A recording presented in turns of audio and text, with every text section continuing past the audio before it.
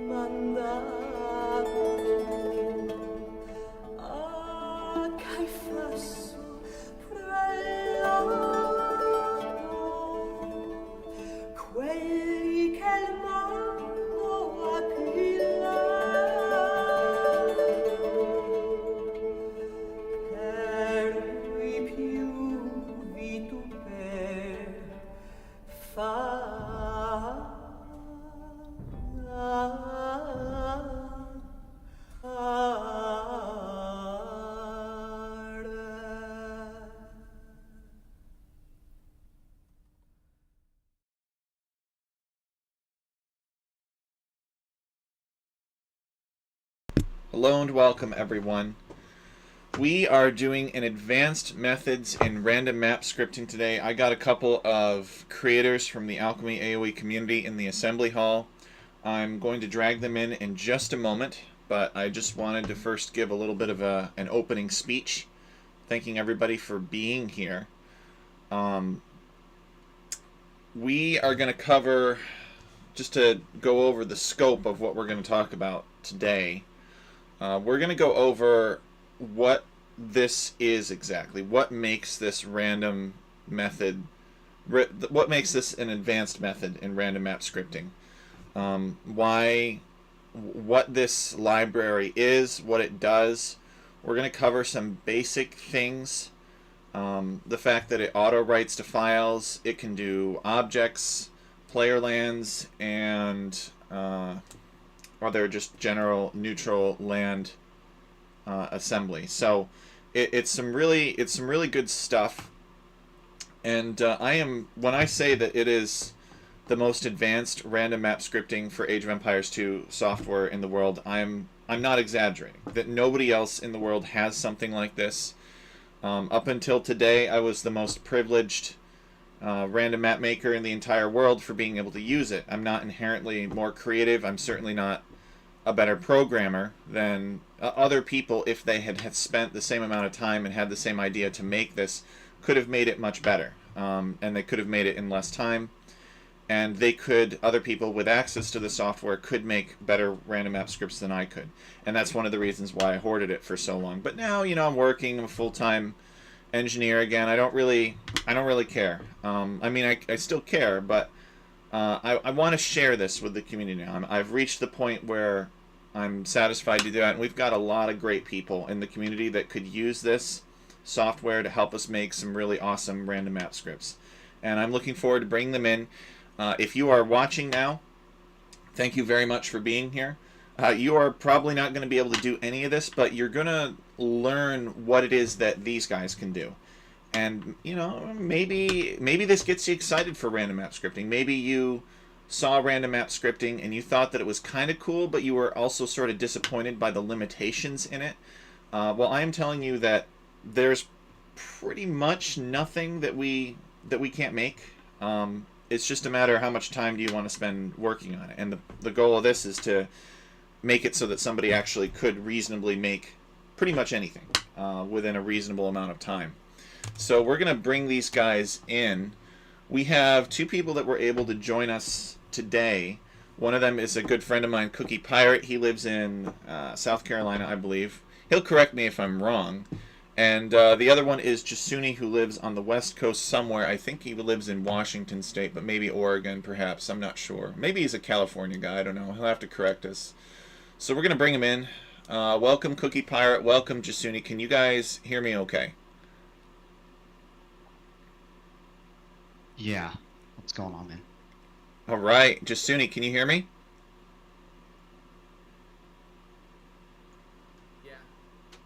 Oh, he's very quiet. I gotta see if I can turn him up. Oh, there we go. Alright, I'll turn him up. There we go. Alright, Jasuni, try saying something again. Hello. Alright. So, guys, be sure to tell me if Jasuni... Hey, Mighty Space Fruit, welcome. Be sure to tell me if you cannot hear either of these guys very well, and I will do what I can to adjust their volumes. And these guys are going to sort of be the guinea pigs, and they're going to let me know what makes sense and what doesn't make sense. So they're gonna kind of be here to slow me down, if you will, and ask questions where something that I've been doing for so long and I take for granted. They're going to be there to slow me down and make sure that all of you understand where it's coming from and why. So I just want to reiterate that these guys are good friends of mine. They've been here for a while. They've helped us out in the past. It's reasonable to believe that these guys are not going to go and sell this software to the highest bidder. I trust these guys. And that's why they're here. And there were a few other people who couldn't make it today who also have access to it. And I really hope to grow this community. I would love for these guys to eventually be like correcting my mistakes on the library and being like, well, Tech, if you did it this way, the code would run in half the time. That would be great if they were eventually able to do that. So the first thing that these guys are going to need in order to be able to access the library is they're going to need access to GitHub. Now, these guys both already have GitHub accounts, and they both already have the ability to alter and upload scripts to our random map scripting workshop. So I'm going to show what that looks like over here. This is an application called GitHub Desktop here, and we've got all kinds of repositories up here. We've got one secret one that you guys aren't supposed to know about. No, I'm just kidding. It's fine. We've got a couple of repositories for our specifications that we publish. So these are the actual documents that define what our random map scripts are, so that when some player comes and complains about, oh, I didn't know that this map had this, we can point them to those documents and say, well, yes, you did. You just didn't read it. So these are good to have because these cover our bases. We got a random map scripts repository, which is where we collaborate on random map scripts together. We've got the function library, which you guys are going to find today. And you can see with the lock, that means that these are private repositories. So of course the specifications and the random map scripts are public out there, so anybody can go to our website and find these on GitHub. And they should. We want them to. We want them to read the PDFs of our specifications, and we want them to be able to download these random app scripts and enjoy them whenever they need to, whenever they'd like to. But the function library, the tournament function library, and native specifications, these are all privileged repositories. So the tournament function library have got like proprietary codes that go through and process registration data and perform rankings. And you guys, if you have played an Alchemy League before, you probably have an idea of the kinds of spreadsheets that it can generate. But that's beyond the scope of today. We are talking just about random map scripting. So this function library is what they want. And I've granted these guys access to this function library. And the first thing that I'm going to do is I need to make sure that they were able to clone this function library to the correct folder. So that's what I'm going to ask is, did you guys have any problems cloning the function library?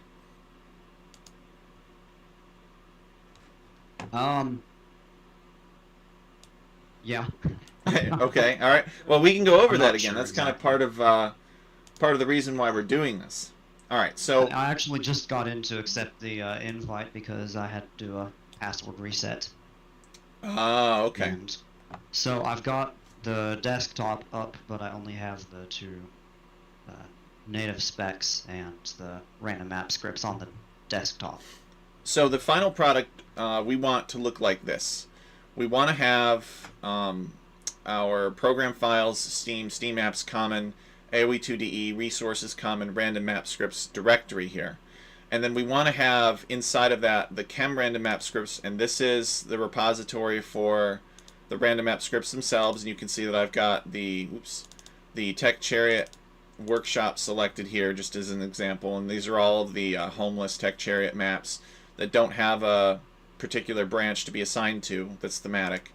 But then we also have this chem random function library, and this is all of the GNU Octave codes that are basically powering the random map scripting compiler and all the different compilers that are part of our community. So let me actually come over here and I will show you. Maybe we over here to function library and we right click on it and we can say remove. So we're going to remove it and then we're going to add it back again. So now that I've removed it, I can just delete this. And you can see that I have no folder there, so it is as though I do not have this library. So I'm going to be going back through, and I'm going to make sure that these guys know how to clone it, and I'm going to show you guys how to clone it. Is it related to random map scripting? Well, kind of. But we're going to go through and we're going to make sure that these guys have access to it, because if they don't, it's not going to be much of a workshop at all. So we're going to come over here, we're going to say File, and we're going to say Clone Repository here. And then we have some options. And GitHub.com is giving me these options. I'm going to click on the function library right here. And it's asking me to select a local path. This local path is wrong. Notice that this local path will just spit it out in my documents, basically, which is bad. Because it needs to be in the same directory as my random map scripts repository. Otherwise, it won't work. Now, theoretically, I guess you could save these files somewhere else on the network, but it's really intended to be, or somewhere else on your PC. But then the internal files that help find the pathing for these scripts that like go and point it to this library won't work. They only work assuming that the correct local path is chosen. So we're going to come over here and we're going to say choose, and then we're going to go over here to random map scripts, which I have pinned. But if we click on this, Steam apps, so we're going to start off this PC. All right, local disk, program files, at least it is for me. Steam apps, common, AOE2DE, resources, common, random map scripts. And then when I get back there, you guys can see that if you are experienced with the Alchemy AOE community, you'll have basically just this plus whatever other, like local script files you want. People that have never done anything with random map scripts before, will have a bunch of Ensemble Studios maps in here. All right, so now we're going to select this folder, and then we will say clone.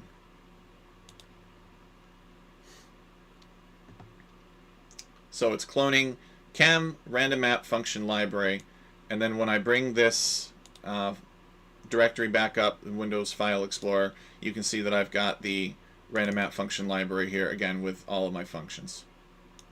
So that is how you get that. Let me know, guys. Jasuni, do you have this?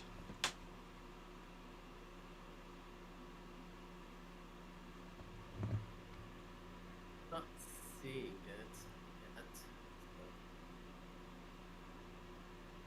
yet. Yeah, what was that, Jasuni? Not seeing it. He's not seeing it. So did you go to GitHub, Jasuni, and accept the invitation to be a collaborator on the chem RM function library? Because you got to do that first. Otherwise, you will not have the option to clone it.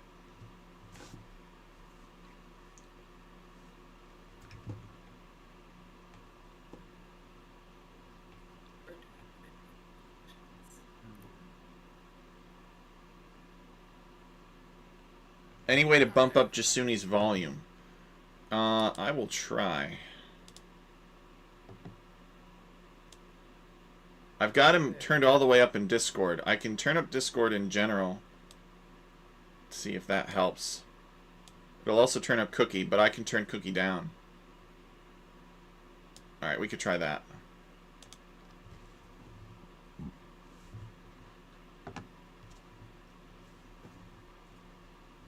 Alright, and you got it, Cookie? Yeah. Okay. Excellent. So he's all cloned. And Jasuni's working on it. He's just got to accept the invitation, I think. And then perform the clone.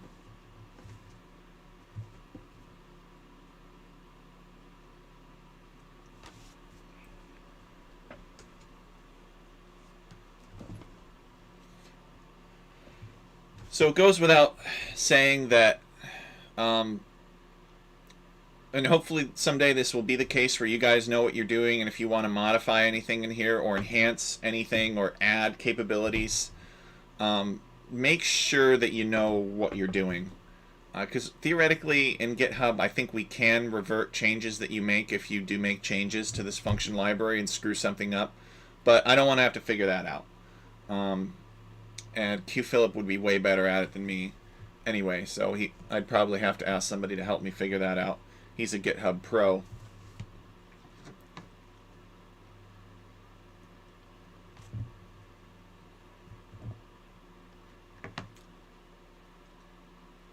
So Jasuni will get this sorted out. Where are you at, Jasuni? Did you find it?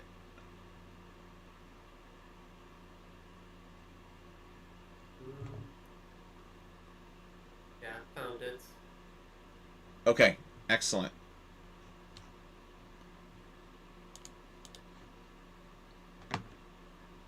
So he's downloading it now. We are going to start on tiny map size here. You guys can see that I'm in the scenario editor. I've selected tiny map size, and we are going to start on a map that is called, actually, I think it's up here. Nope, it's all the way down here. Example script. It's got this underscore in front of it. And I'm just going to select that, and I'm going to generate it. And I want to show you guys that it's basically nothing, because there is nothing there. So on the, we'll use GitHub Desktop a lot here. We've got our function library, which Jasuni is gaining access to now. I want you guys, when you're able, to go over to Random Map Scripts, which is a different repository, and change from whatever current branch you're on to Workshop Tech Chariot. Okay? And then when you get to Workshop Tech Chariot, open up the file browser here. You know, because if we change over to a different workshop, you're not gonna see it. So if we come over here, for instance, and we go over to the Greek maps, and we look at it, you can see that we've got the Greek maps here. You know, so we're not gonna see the example script, but I want to start you guys off with the example script, so we got to make sure that we choose that. And the beauty of this is that we can configure pretty easily without deleting them or moving them which scripts appear in the game, because the game will recognize whatever scripts happen to appear in this folder. So here we go. We've got all of Tech Chariot's homeless little projects here. And this example script is right on top. So I want you guys to copy that example script folder and everything in it, and you guys can just paste it maybe right here in your right next to your function library in the random map scripts folder. You copy the folder with everything in it? Yep. Or only the files within it? Yep. The entire folder. So I've got example script here, and I'm basically making it so that we don't need to rely on the GitHub repository. Just directly in the ORMS folder. I see it now. Okay. Alright, so, Yeah. and now when I go back, back to Chem Random Map Scripts, there's Workshop Tech Chariot there, and now I'm going to come back and hit empty, and it's going to disappear. So, it's gone.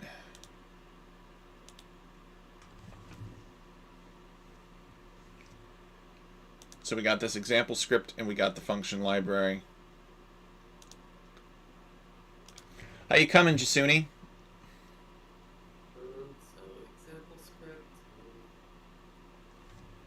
Jasuni, is there any way for you to turn your mic up? Probably. Yeah, these guys, they would love to hear your voice, but they can't quite hear it.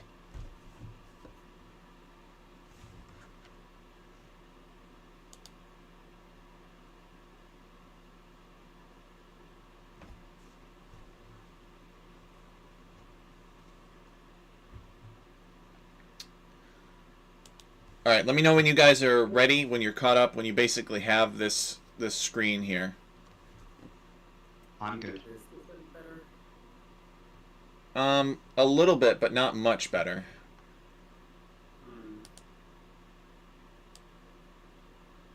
Yeah.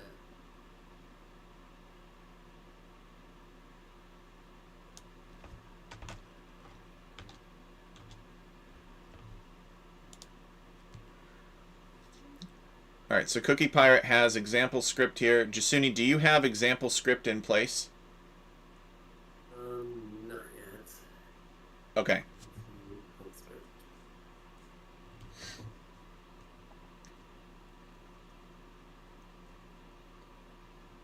So the goal is to unleash the floodgates here, and these guys are going to get started on making some pretty awesome stuff. I'm really excited.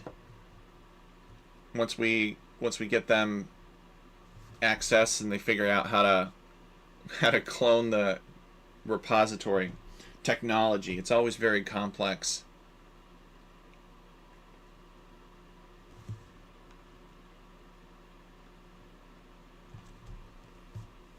and confusing.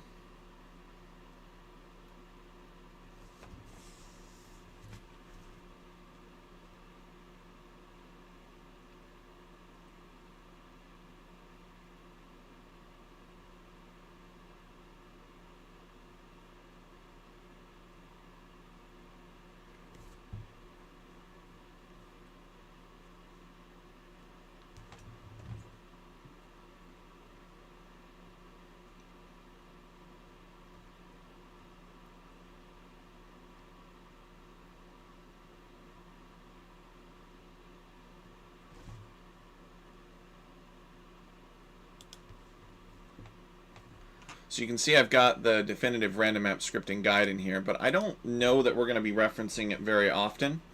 It's written by a friend of mine, Zetnus, and it's good to have a copy of this around, but it's technically not on any repository because I don't, it's not my document. I can't upload it anywhere. I just have to download a local copy. Oh, you have it saved on your drive? Yeah, I just save it right in my random map scripts folder for when I need it. He's probably got some live link you can go to look at it. Yeah, Yeah, that's what I use, is just a bookmark in Firefox. I use a bookmark as well.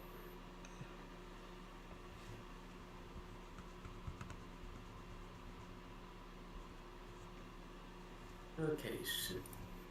So, sample script copied.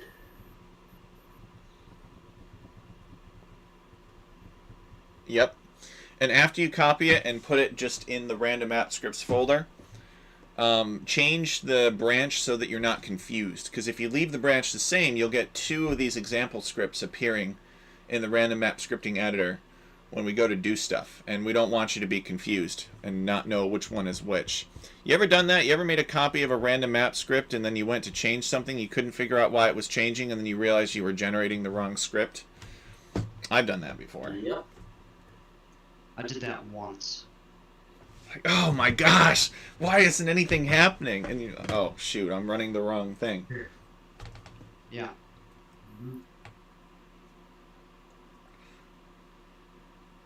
All right. So you guys all set? You're at this screen. Your current branch is empty, so you got nothing there but a blank slate and a head filled with dreams. Well, yeah, I mean, I switched off of the other branch. I pulled up the one that I had before, which was the Alaska maps, I think. Oh, That okay. shouldn't affect. Nope, it should be fine. As long as it's not the same as the one that you had. Right. Are you all set, Jasuni? Yeah. Excellent. Still on my own branch, but yeah. Okay, well, as long as you're not on my branch, which is where the example script came from. So now what we're going to do is we're just going to go into the game, and I want you guys to find... I want you guys in the scenario editor to find the random map location example script. Should be at the very bottom after Yucatan, and hit generate, and just confirm for yourselves that it's this big empty space. We're going to make sure that the game can find it. Just a big empty grassland. Yeah, I'm good. Alright, so Cookie Pirate is good, excellent. Jasuni is launching the game now, and then he's gonna hit confirm. And we're gonna ask ourselves, well, this is pretty much the default map every single time. Why does this look like this? It's because we have no instructions in the random map scripting editor. So if we open up example script folder now and we dive into this .rms file, you can actually see that there are 3 files in here. There is a GNU Octave file, there is an example script spreadsheet file, and there is an example script.rms file. So you will need GNU Octave in order to run these functions in the library. If you don't have it, you need to go and download it immediately. Do you guys have GNU Octave? I don't. I'll probably need to download it. Alright, you guys should go and download that right away. So, I'll show you how to do that. So we're going to come over here, and we're going to type in GNU Octave. That's a little bit of a blunder, actually. Click here, and then click on Download, and then go over to whatever operating system you have, probably Windows, and then Windows 64 recommended, and you can install this Octave 9.2.0 Windows 64 installer.exe. Alright, and it's got 300 megabyte and then signature. So go ahead and click on that link, and it'll start to download something. It'll take a few minutes to download depending on the speed of your internet connection. And I want you guys to run that as soon as possible. I'm not really sure how I must have forgotten to recommend that you download that beforehand. I don't know why I would have thought that you would have had it originally. But you will need it. It's all powered by GNU Octave.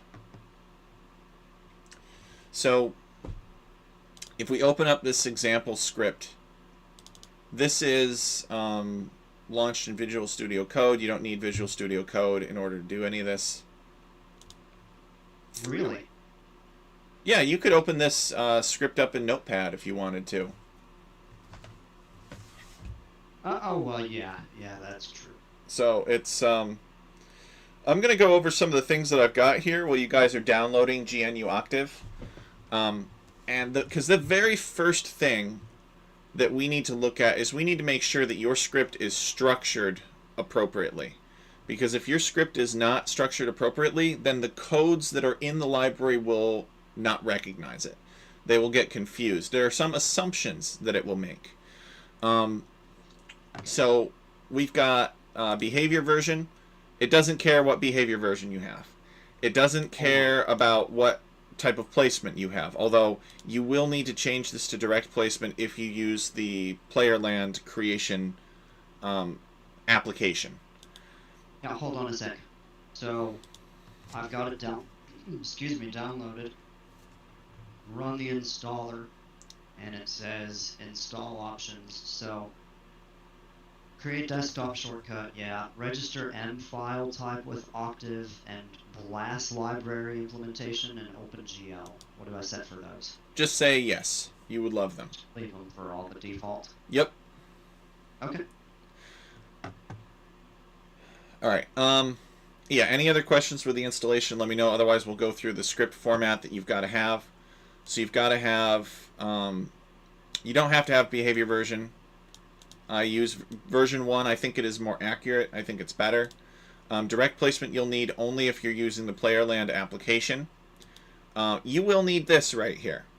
You will need to define the land creation command constant L32.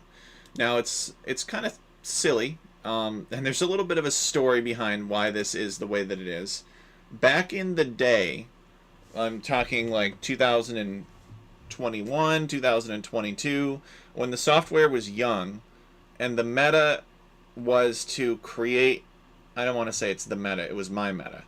The methods of the time were such that we had thousands, if not tens of thousands, of create land commands. And there was an investigation done with the guys to see if we could shorten any of that, and I'll scroll down and kind of show you, any of the, actually no I won't because it's not there, but there would basically be in the land generation section, create land, and then it would have a bunch of arguments, something similar to this except for lands, right?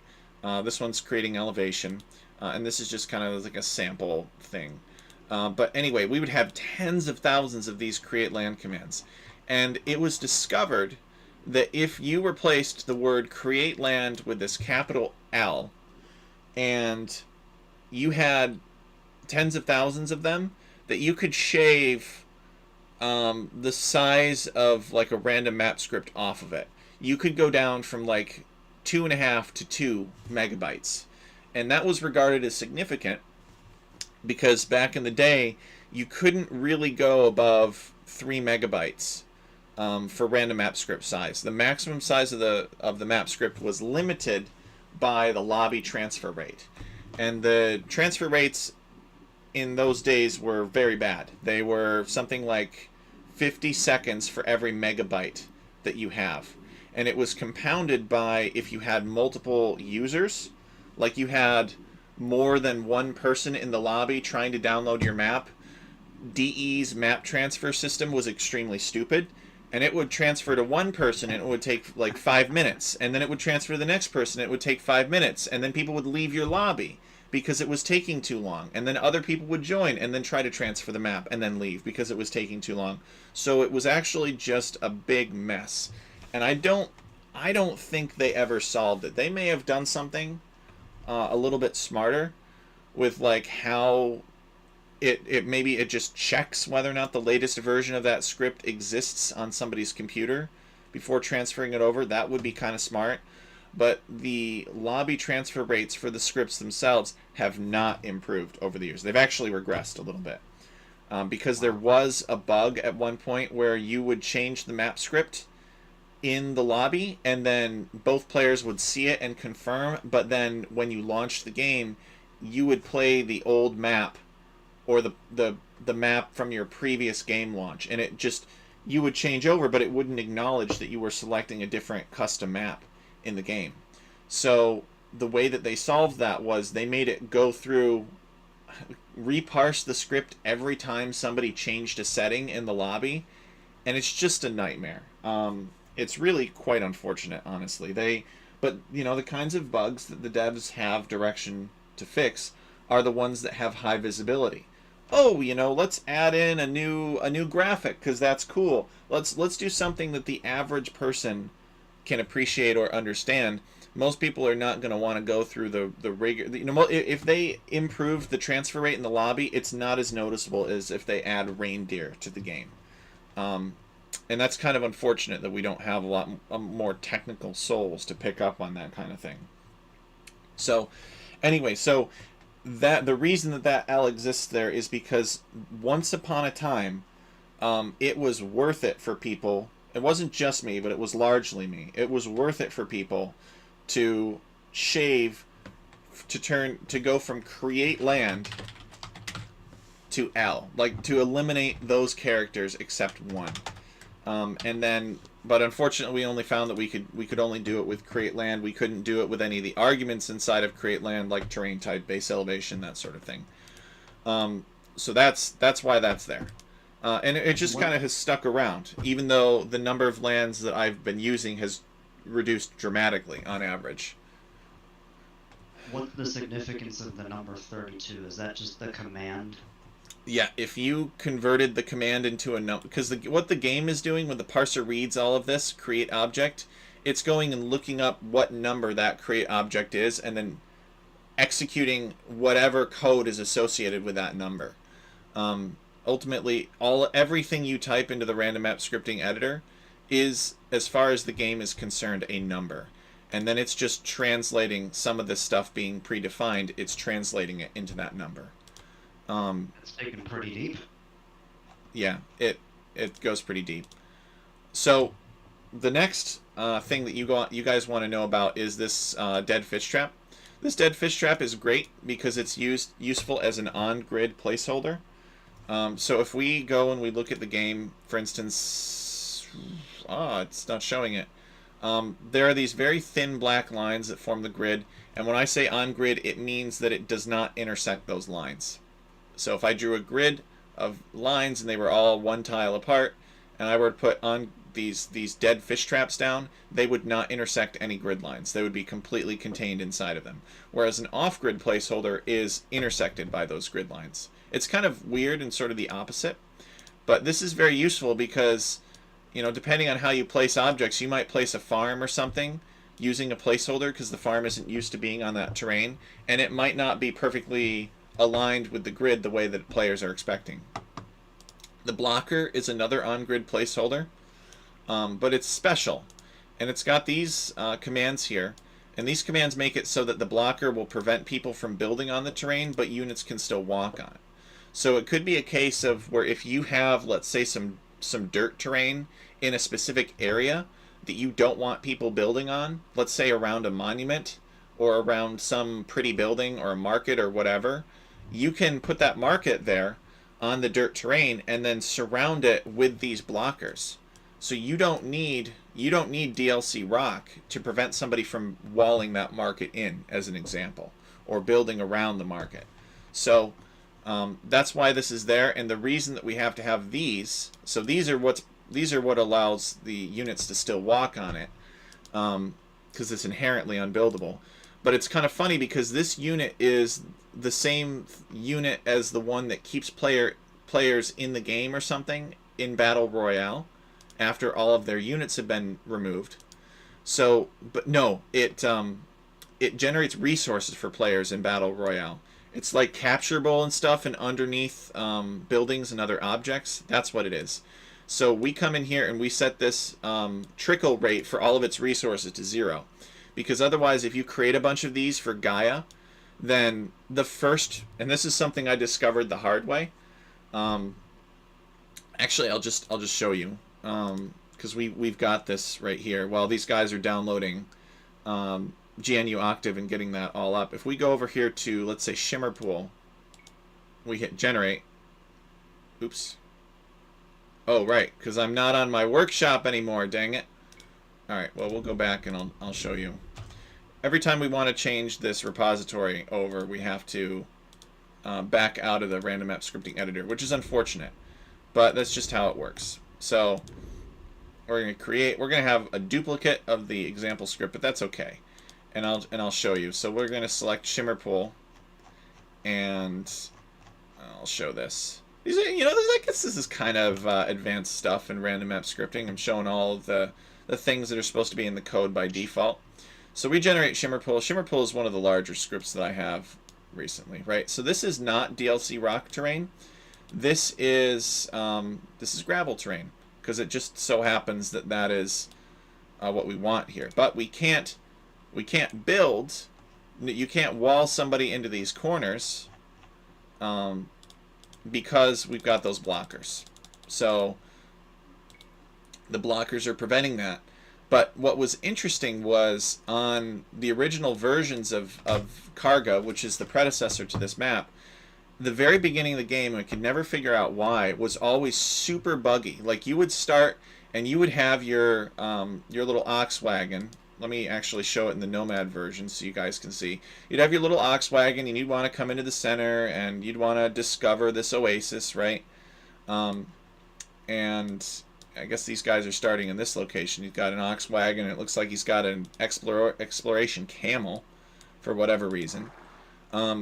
And you would come in here, and you'd set up a town and stuff and claim this oasis for yourself. But it was always super laggy, and I could not figure out why. And it turns out that Gaia, which controlled these blocker units along these ridges, was actually getting crap tons of resources from them. Like, their resource rate was skyrocketing because they had all these resource generators.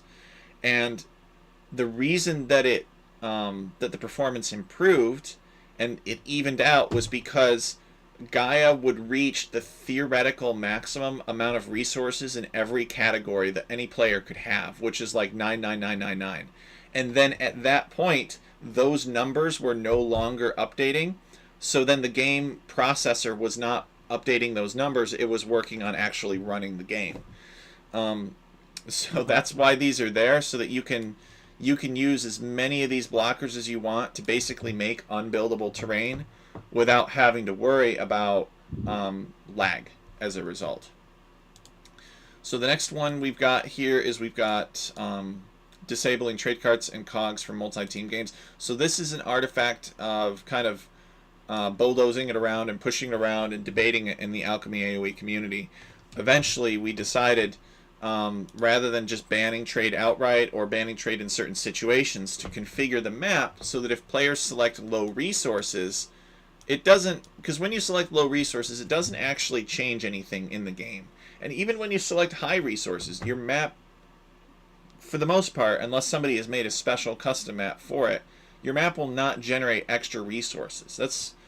I was disappointed. When I was a kid, I was like, oh, I'm going to select high resources, and there's going to be more gold and stuff on the map for me to mine. But no, nothing like that.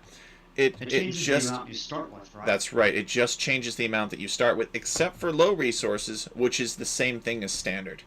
So therefore, low resources is like a free parameter that you can pick in the random map script. And in this case, we've enabled it for something else, which is to disable trade and caravanserai and everything else. This here is totally optional. It's just occlusion mode. So in this particular case, like for this map, it'll have an occlusion mode set for these big rocks here, so that if your unit goes behind this rock, you see the outline of it. And for whatever reason, it's not the default.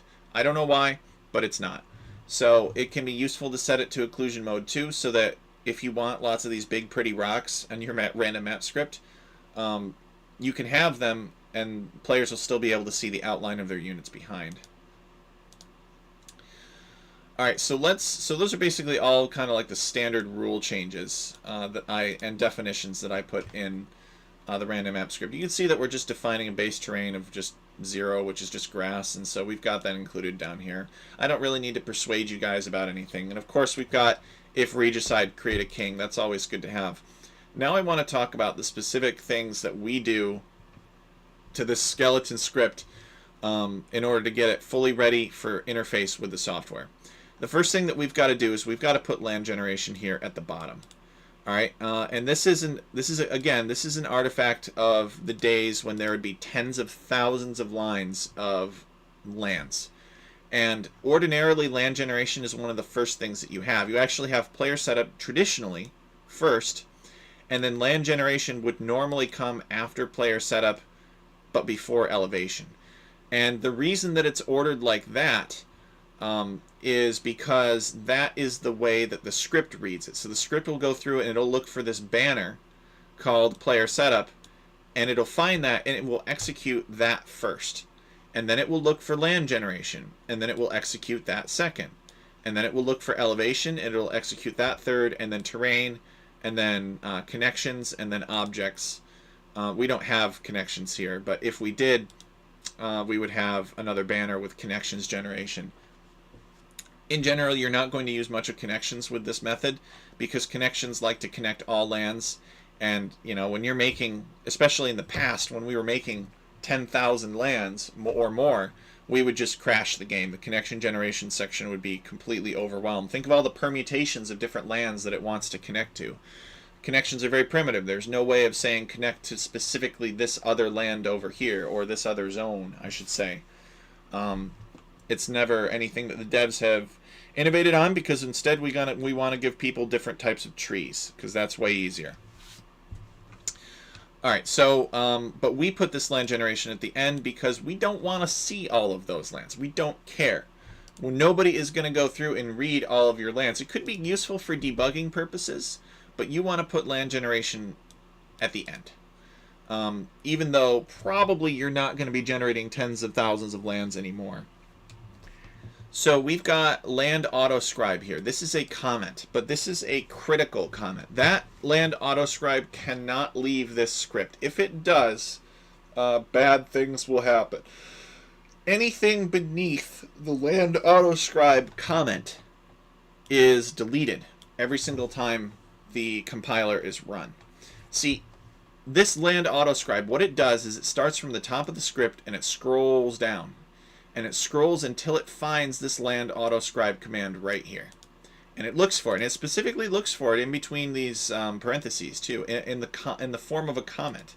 And it takes that line and everything above it, and it saves it. And then it goes through and it does its land calculations. And then it takes what it saved up here, and it takes what it came up with for down here, and it combines it and it writes it back to the file. So you cannot modify this file while the compiler is running. You can't save it. Don't try. Be careful, because it will come in and it will, boom, it will write everything down. So I've lost work a couple of times, but as long as you're careful and thoughtful, you will not lose work. And most people are more careful and thoughtful than I am. So this must appear at the end. If it doesn't, bad things will happen and it will start wiping out other entire sections. And then the last thing that you're going to need is you're going to need these two comments right here inside of objects generation. You don't have to have this off-grid thing right here. This is just left over, I guess. I never deleted that. But you'll have a begin objects autoscribe and you'll have an end objects autoscribe. And this was added after land autoscribe. And the philosophy is that I want to be able to have a different interface for generating objects for random map scripting. But I can't put objects last because I'm already putting land last. So therefore, I'm going to have a comment telling it basically between where it can inject that land script. So it'll go through, it'll read your spreadsheet, it'll calculate what all of the commands have to be, it'll get ready to put them in, it'll have them all in one big list, and it'll take everything begin objects generation and above, and it'll tack that on top, and it'll take end objects autoscribe and everything below, and it'll tack that to the bottom, and then it will write it to the script file. So I guess this objects generation you could have pretty much anywhere because it has a defined beginning and a defined end. But land generation has no defined end because it is older, and therefore it must always go last. And it's not that big of a deal to have it go last anyway. Alright, so any questions about the default formatting for this stuff? I like putting things in these if statements.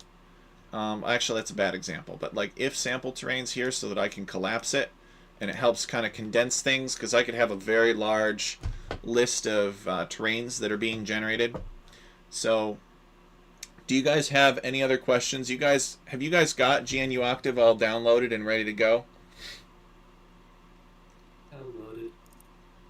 Yeah, I'm good. Okay, so it's downloaded and installed, and you guys are ready to go, which is excellent. So what I want you guys to do is I want you to open up your example script if you haven't already. Take a look at this and just confirm that this is what you got. Most importantly, confirm it's only 82 lines long. Okay, and so I don't even need to save that, because I can see that on mine this has not been tampered with or messed with in any way, shape, or form. So we'll close that down.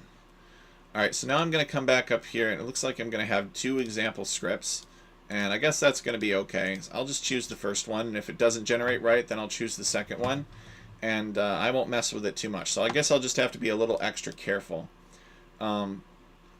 Now what we're going to do is we're going to go back to this folder, and I've explained what's in this example script. It's only 4 kilobytes long. There's not really that much associated with it. And now I want you guys to double click on examplescript.m and open it up in GNU Octave. GNU Octave is free, guys. For those of you watching, Jasuni and Cookie Pirate did not shell out a bunch of money to suddenly get this on the whim. It is free software. It is... oh, this is a misnomer right here. Well, it's left over from what I copied last, I guess. Oops. Oh, well. So I've got example script here, and it looks like I have both versions of it, really, because I was working on it earlier. So it's free. It's functionally pretty much equivalent to MATLAB. MATLAB is a very high-level programming language, and this is the good stuff. This is really where it gets good right here. Yeah, absolutely. Absolutely, Mighty Space Fruit. We're going to leave this recording up so that anybody can go and see it. It's taken us a little bit longer to get started, which is unfortunate, but that's just how it goes. We want to make sure that everybody is able to get going. So there's a bunch of stuff in here. I'm not going to really explain much how it works for now. There's a bunch of things that are commented out that you don't need. But I will, the stuff that's uncommented, I will explain what it's going to do. So the tick starts the timer. Display will tell you that you've run this software, and it'll say run executed, and then it'll give you the clock time that you started. These 3 lines right here help this script find the software that it needs in order to run the library. It'll grab the file name from a default mFileName function, and then it'll use the first function of our library, RMS manual land. This is going to be going in, and it will read. And it's called manual land because back in the day, it would go and basically find which part of your script it needed to operate on. And you can actually put, and I'll open this up again and show you, because you can have this open while the compiler is running. You know, you could put whatever lands you want in here. Like if you wanted to auto do some lands, but you wanted manual lands in front of it, you know, like you wanted to manually put a land down in front, you could just type that in here. You know, your create land, and then all of this, all of these other commands in there, and it's fine. It won't mess with it. It only messes with it when it's after land autoscribe, because it assumes that everything that's in land autoscribe is something that it put there last time, and when you're rerunning it, that you have an updated version that you care about instead of the old version. So it's going in and it's getting that preface. It's getting the explicitly specified manual lands. MLP stands for manual land prefix. So this is if you want this thing to write manual lands instead, you can do that. It's not using a land autoscriber. You basically have to type in the actual text of the command, and you could use this exactly like madlands essentially. It would be kind of an underuse of its capabilities. But at the very least, within the next 5 minutes, you guys are going to know that this can do everything that Madlands can do, and it will automatically write it to your script file. See you later, Mighty Space Fruit.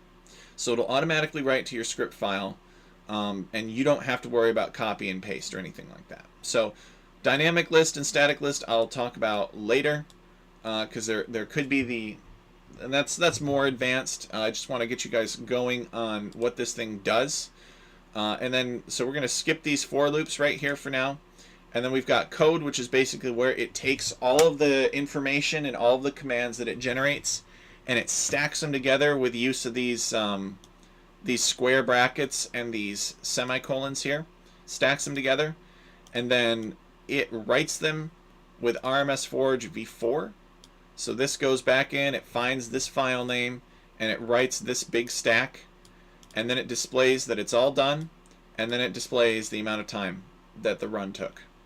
And then you can see that we've got object autoscribe v10 commented out here at the end.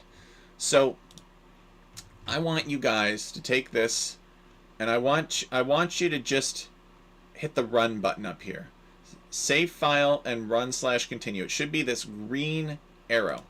So you hit that, and it'll say run executed, and then it'll say writing to file, and that basically means that it's done. Run completed the 2nd of November 2024 at about noon my time. Elapsed time was 5 seconds, but that is in and of itself quite long. I think it's because we just started Octave up.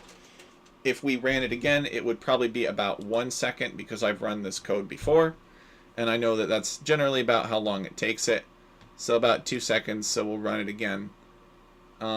And I think it'll be about 1 second. Yeah, it looks like it's coming in about 2.5 seconds. Looks like it's got some stuff to do.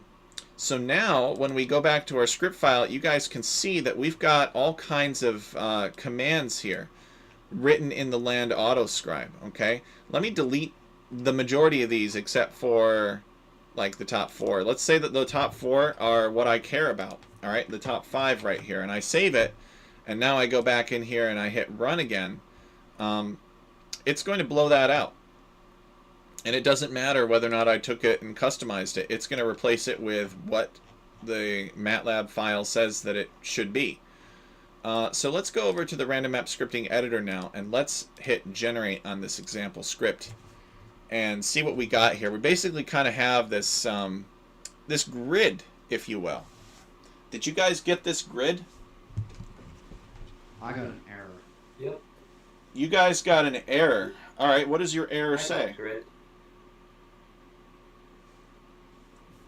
So Jasuni, you got the grid, and Cookie Pirate got the error. Is that right? Yeah. All right, what does your error say? And I may have missed this because I had to get up real quick. But it says the file such and such does not exist in the load path. The file does not exist in the load path. Yeah. Example script.m. But it is there. Just try closing Octave down and restarting. Okay. That's the simplest thing, right? Turn it off and then turn it back on again.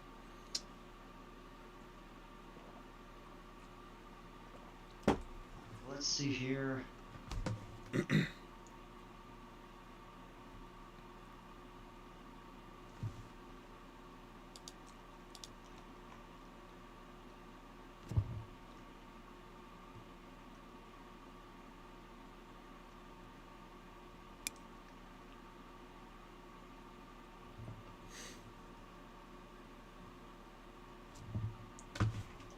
Yep, still the same error. Okay, then share your screen.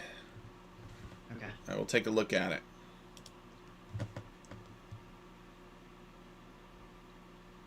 And it does give me 2 options.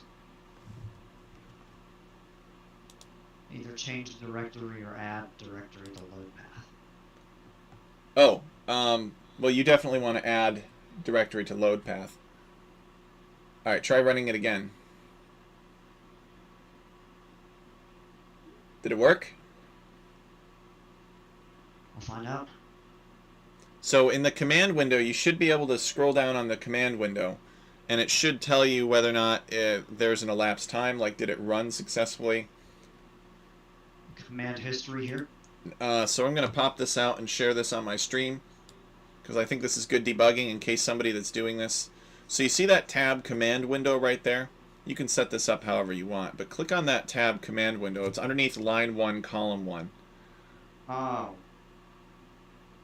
Okay. Well, I got So it looks like it's warnings and having errors. just problems. No such file or directory. Alright. Type in CLC and hit enter. DLC. Lowercase. Hit enter. Alright, go back to your editor. Actually, type in capital PATH. Path. Hit enter. Okay. Ooh. That's not good at all. Can you show us on the screen where you cloned this repository?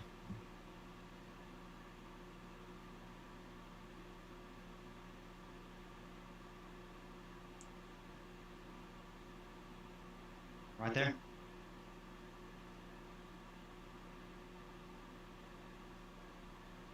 Okay. Right in the So random apps it should be in the random map scripts folder.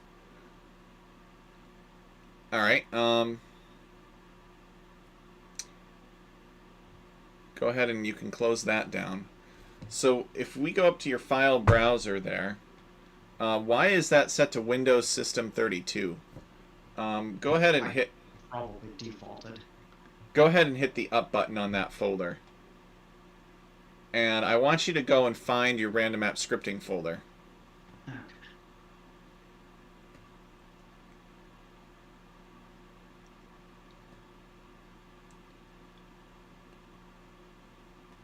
Alright, and then go to the sample example script.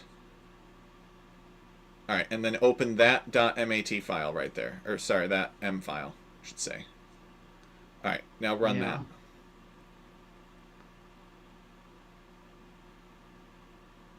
There you go.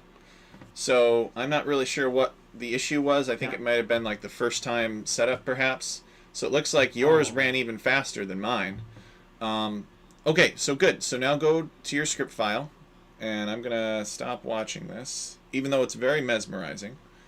No. All right, and you No guys worries, should be able to folks. confirm that you've got all this list of lands in here. Yeah, it's now it's about 200, so it should be about 120 lines of script. Yep. 121 to be exact. So now if you go back to the game and you generate example script, you're going to have this grid-shaped pattern, but it's not going to be quite perfect. And pretty much already we've generated, just from you guys doing this within, what, half an hour, if that, learning, you've created a more complex map than Land Madness. Why do I say that? Well, this does kind of look like Land Madness, right? It's got these square areas, but if we come over here and we look at Land Madness, let's see,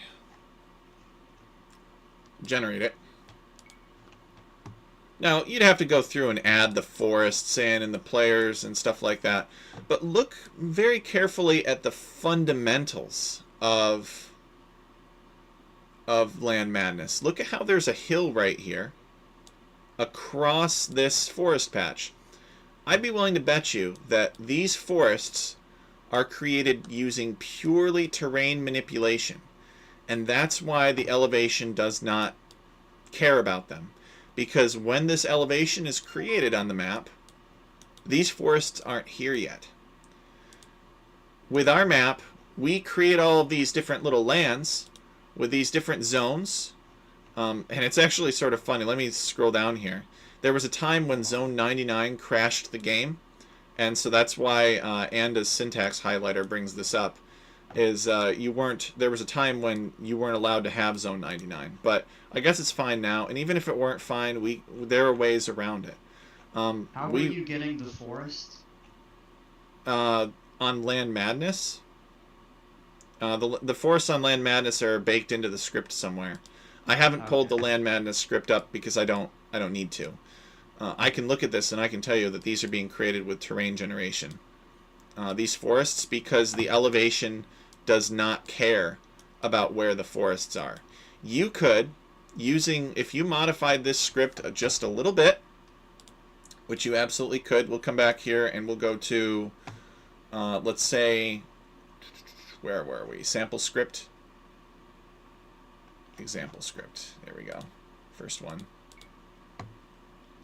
All right, you could even modify this to make this checkering pattern bigger. How do you think you would do that?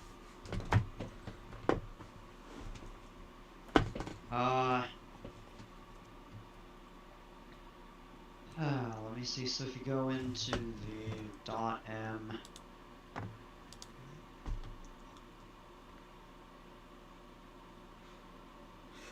where it says for J and for I, you just change that number 10 to maybe 20.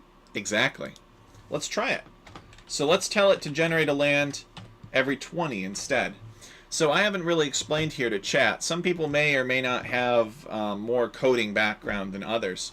But pretty much what this is doing is it's saying declare k is equal to 0. And then for every case of j equals 0 to 100, skipping every 20 points.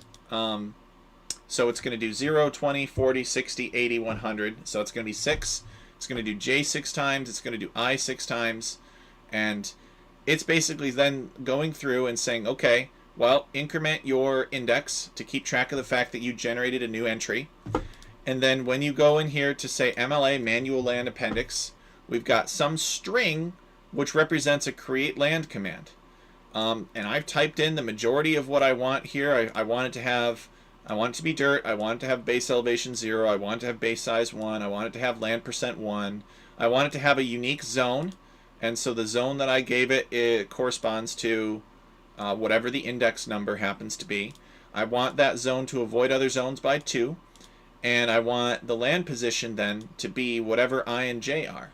And I'm just converting those indices, I and j, into strings so that it can combine it into this overall string, which is enclosed by these square brackets, which then have to be inside of these squiggly brackets because they're stored as cells, and that's just how it works. So it basically generates, if you type MLA into your command window and hit enter, you're going to see it generated this big list of, these are the commands that I had. This is what it pasted into my script. Now I've changed it over to 20. And you know what? Let me change this other zone avoidance distance over to 4 as well, just to get them to avoid each other a little bit more. And we'll see how that looks. And we should be able to confirm that we make the grid larger.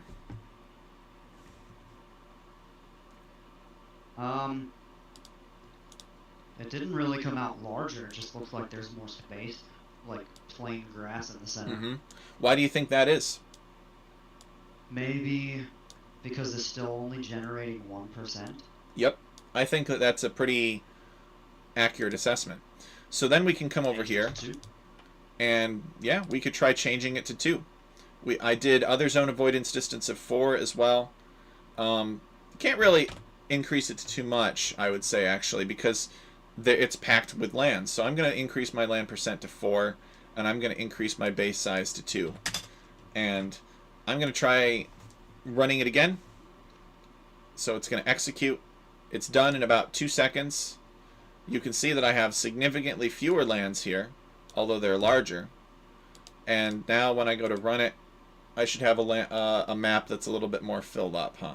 Just like this. Oh, that's kind of cool, yeah. Okay, so literally within just a few minutes, you have made a map that is, at its core, even though it may not be visible to the players, because the players love the pretty trees, and the terrain layering and the masking, that's all good stuff.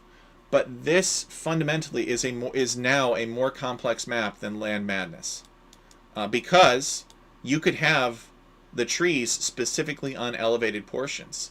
So it could add another twist to your Land Madness game. You could be like, hey, you know, I built a tower on this hill, and that's helpful for protecting my lumberjacks better. Or I built a tower on a hill, and it's now shooting downhill at somebody's lumberjacks. And it's not to say you can't do that on Land Madness already, because there is elevation on Land Madness, but it's random.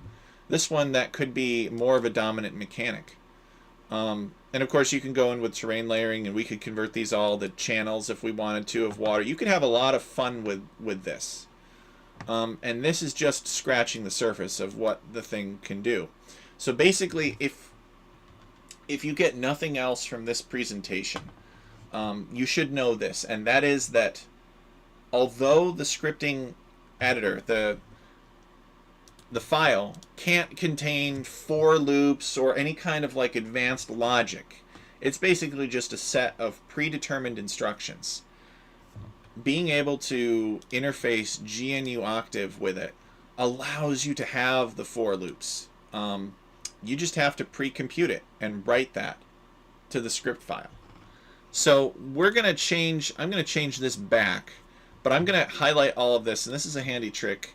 Highlight this MLA, and I'm going to hit Control D, and that duplicates it. And it does, I do have to reformat the lines a little bit, but now I've got two versions of it. I'm going to comment out the big version. Okay, so I'm going to hit Control R. So that's, you copy 58 through 67, I guess, are those lines? Whatever, MLA until the last semicolon, basically. And you can see that these dots allow me to continue that one line break, split it among multiple lines so it's easier for me to read. I see it. Okay, so don't copy the... No, hold on. So you don't want the two hash mark MLA K equals for J equals all of that. Don't copy that? No, copy that as well. So if you see my screen, all that I did was just highlight everything within these three lines. And there's hit a bit of a delay. And hit Control D for duplicate. And then it will appear behind the highlighted text, maybe a tab stop. So just hit Enter and move it on its own line. And then you can manipulate it and get it to be where it's supposed to be. Move the lines around to match the other ones. But I've commented my duplicated version out because I'm going to change this back. I'm going to do land percent back to 1. I'm going to do other zone avoidance distance back to 2. I'm going to hit save, and I'm going to change my step size back from 20 to 10. If I wanted to, I could actually do like S equals 10, just like that. And then I could put, instead of 10 in here, I could put S in. So that now the step sizes are the same, and I only have to change one number to change them instead of changing them twice. So now I'm going to hit run, and I'll run it again. And of course it'll write to it. I have a lot more land generation commands in this case. Oh, one thing before I refresh this script that you see on screen. Why do you suppose that these dirts, when I switch to the larger grid size, are not as elevated as they were on the smaller ones? Does anybody in chat or in the voice channel have a theory about that?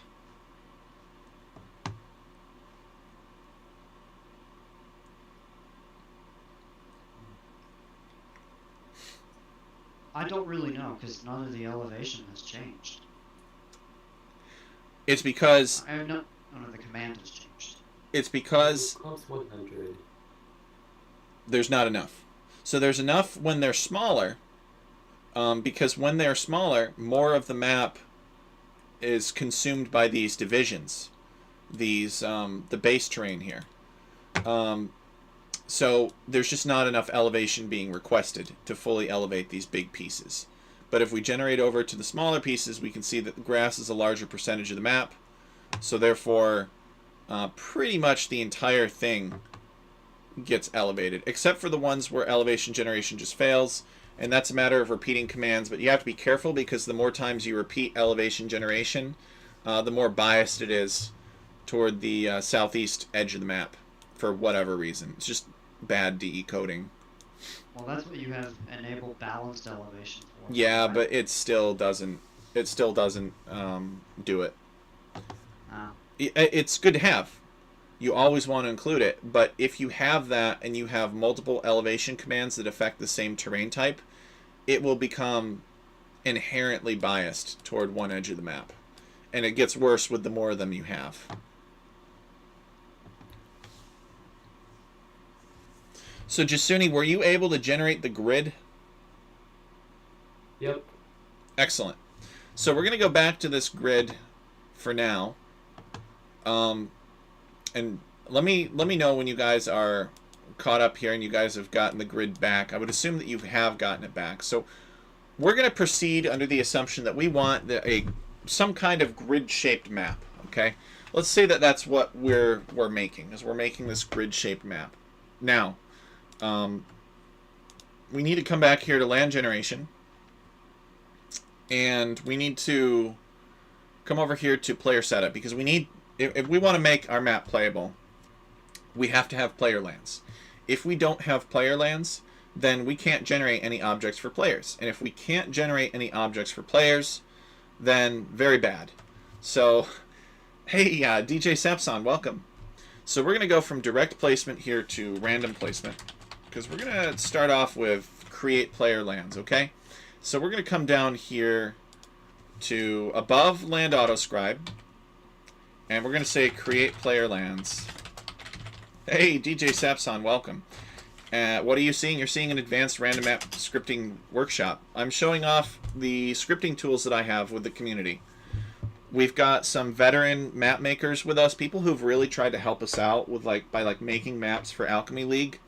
And I thought that it was only fair that I should share the tools that we've been using to make some more advanced stuff, so that, you know, when we, because it all comes from the specifications, right? When we've got specifications that say, hey, make this, but make sure that it can do all of the different configurations so that random map scripts look good, and make sure that it's super cool, like it's got this awesome stuff in it, that's hard. That can be hard for a lot of people.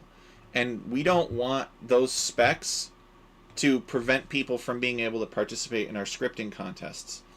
But we also want them to be, we also want them for what they are. You know, we don't want to compromise on them. So the solution is to, if these guys are willing to help out with making the scripts, is to set them up with software and to sort of build a community where these guys can actually work on like a library of external compilers together to make scripts that do awesome things.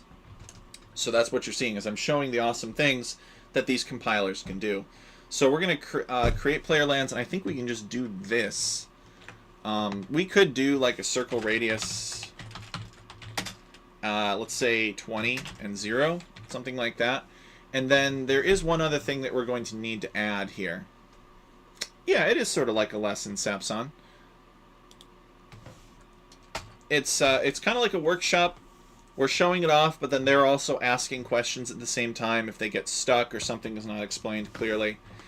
So we're just going to come up here to before the object autoscriber, and we're going to say create object, and then we're going to say town center.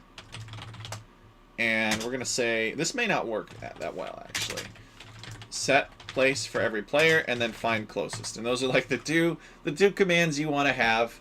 The bare minimum, that's what we're going to have here. So this is, note that this is not inside of our autoscriber, although it will probably end up there. And we're creating player lands. Oh, let's do a terrain type.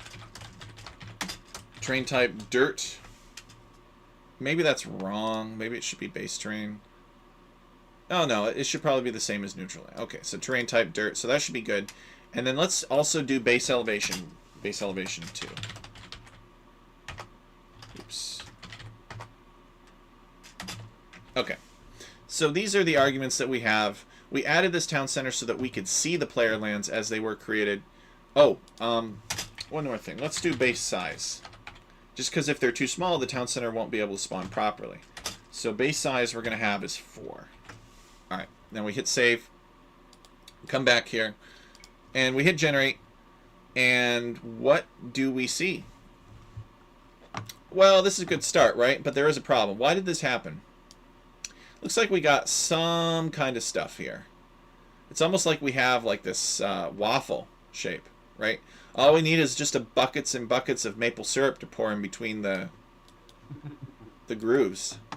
We made the fatal error of forgetting that the default size for any land is 100% of the map. So we need to say that land percent, oops, somewhere in here, maybe after base size, land percent. Let's do 2. So otherwise it's going to try to take over the map. So now when we hit go, alright, you can see that we've got this player land here. It looks like the dirt kind of tried to spill out. There is some base terrain that's gotten kind of yanked upward. Okay? But for the most part, I think it kind of dutifully did what we wanted it to do. It's not the prettiest around this player land, but remember that we have access to terrain manipulation, and we have access to like set avoid player start areas. So we could, for instance, if we didn't like this grass here, we could say replace all grass avoiding player starting areas with some placeholder terrain, maybe DLC black. So we could say avoid player start areas by like 20 tiles or something, or 15 tiles, and replace it with black. And then we'd get this basically circle around this player land. Inside is real grass, and outside is the placeholder. And then you could replace that real grass with dirt, and then revert your placeholder back to grass terrain. And so we could, you could clean it up that way. It doesn't really matter for the purposes of this demonstration. Sapson is asking a question. Can you generate grid not manually, but we create 10,000 areas at once with certain spacing between them? Well, you may have seen this, or you may not have seen this earlier, Sapson, we were talking about, but these guys, in their example script that they have, these guys actually have, in the compiler, it's going from, they're generating a grid. They've got I from 0 to 100, and they've got J from 0 to 100 with step sizing of 10, and then it's basically going in and converting those numbers into string, and then giving them different zones, a unique zone, and then this string is what it's writing to the script file. Okay, but so why have I done this, right? Why do we care about the grid? Well, I wanted to set up the grid, and we got some basic stuff for player lands. We could come in here maybe, and we could do like 8 players, and we could do not this. We could do 8 players, and now we could go over here to the map size, and we could set it up on a large map size, and we hit generate, and you can see that we've got 8 players again. Okay, good stuff, right? Now, what's going to happen here, guys, when we go to generate our objects, our player assigned objects?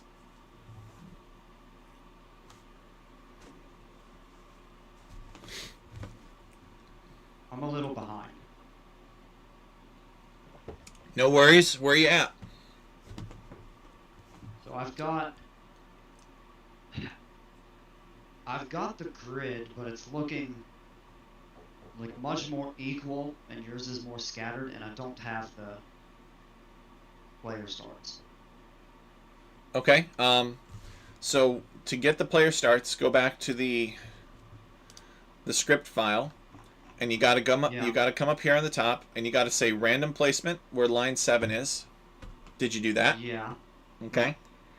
And then you got to come down here to land generation, and then before land autoscribe, say create player lands, and type in this. Create player lands with the squiggly brackets. Terrain type dirt. Base elevation 2. Base size 4. Okay, All that's hold on a second. okay. So, yeah, before land autoscribe, but it's okay to be after base terrain. Yes, you should be Base after land. base terrain, actually. Base terrain should be the very first thing you have in land generation. Yep. Create player lands.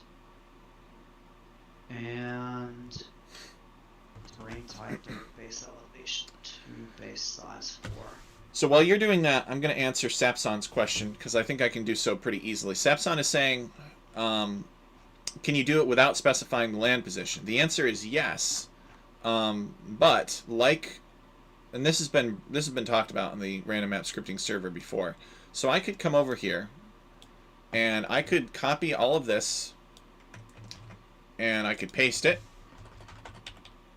And let's say that I wanted the 120 land creation commands. By the way, Jasuni, are you caught up?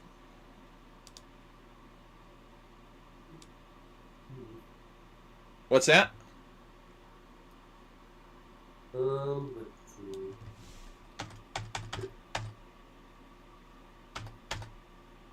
Probably. Probably. Excellent. Let me see your code again, please. Your script code. Yep.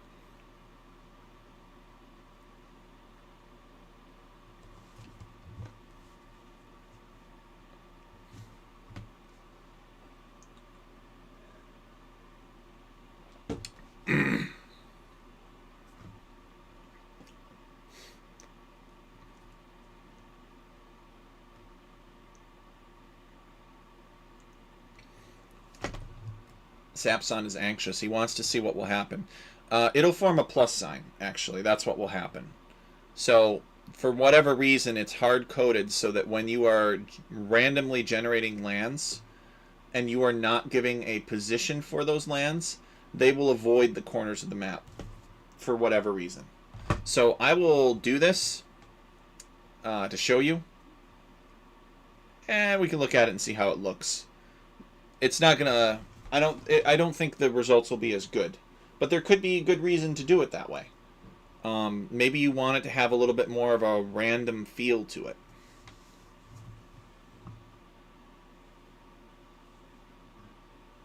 Oh, so create object has to be before the autoscribe, yeah. Yep. Otherwise, it'll get annihilated. Or if it goes below end objects where you have the if regicide, is that... Yep, that that's shouldn't fine. affect it either. Just don't put anything in between begin and end objects autoscribe unless you're prepared for the object autoscriber to remove it. Okay. Nope. I think I've got... You had 8 players, and are you doing large map size? Yep. Alright, so Sapson is asking a question here. So I just removed land position, and then we're just going to generate it with the zones, and it's going to generate 121 of them. So let me run this, and we'll show you what it looks like if you don't specify land position.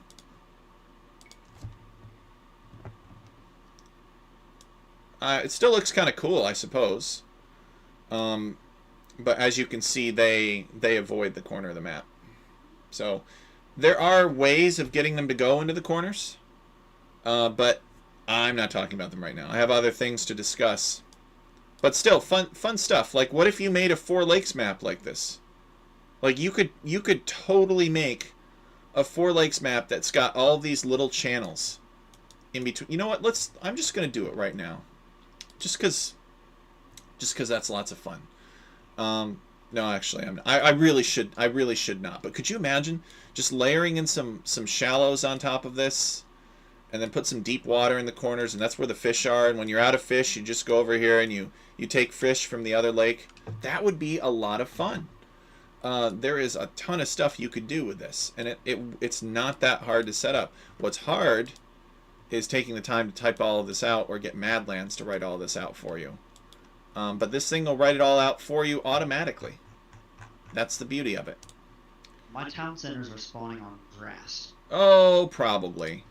Mine are as well. Unless you specify... Did you specify the terrain type for create player lands? I think it did. Specify dirt. So create player lands, terrain type dirt, base elevation 2, base size 4. Yeah, it's just base terrain. No, you know what? I must have typed that wrong, because create player lands, base terrain dirt. Ah, you want terrain type. Base terrain is for other, for elevation and terrain. That's But for why, lands, it's yeah. terrain type. It's confusing. I probably just saw the word base for the other stuff there. Sepson says he wants to know if you can create 10,000 areas in one line. Something like create area, amount equals 1,000, spacing equals 1. In the random map scripting code, Sapson, is that what you're asking? Like in here? No, you can't do that. You have to write out all of these lands. That's why people don't. And that's kind of what I want to talk about next, now that we've made this, is because I've definitely got a chapter here that's dedicated to the objects generation, but I just want to talk briefly about the fact that the random map scripting engine was not intended to do this. If you do stuff like this, and you might be wondering, oh, Madlands exists. It's not so hard. Somebody could have come up with this, Somebody could have made this. Why aren't there more maps that look like this? And the answer is because this causes problems. This is hard stuff. When you pull at something in nature, it's very often that you find it's attached to everything else. And we are basically pulling at the fabric of the foundation of random map scripting right here. And if we're going to do stuff like this, we better be prepared for the consequences. So I'm going to ask the chat, I'm going to ask Jasuni and Cookie Pirate, guys, what could be a potential challenge with setting up a script in this way? Lots of lands. Objects avoiding not just player start areas, but the neutral lands as well. Bingo. So if we went in, and you guys, and I'm just going to do my best to show this.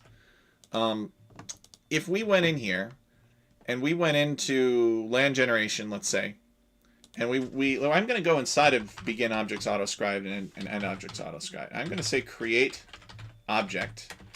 And I'm going to create some gold for each of these players. All right. And I'm going to type in, let's see, min distance to players. Actually, we need to type in a few things first, don't we? We need set Gaia object only. Set place for every player. Number of groups is going to be 2. And number of objects is just going to be 1. Technically, we'll have this before.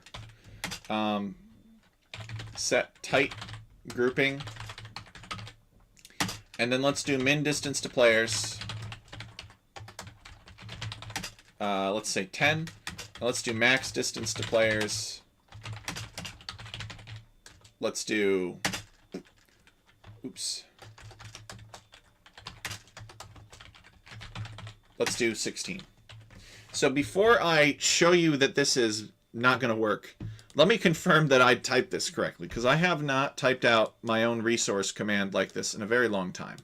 So I'm going to come down here and I'm going to get rid of all of these neutral lands, which we predict will interfere.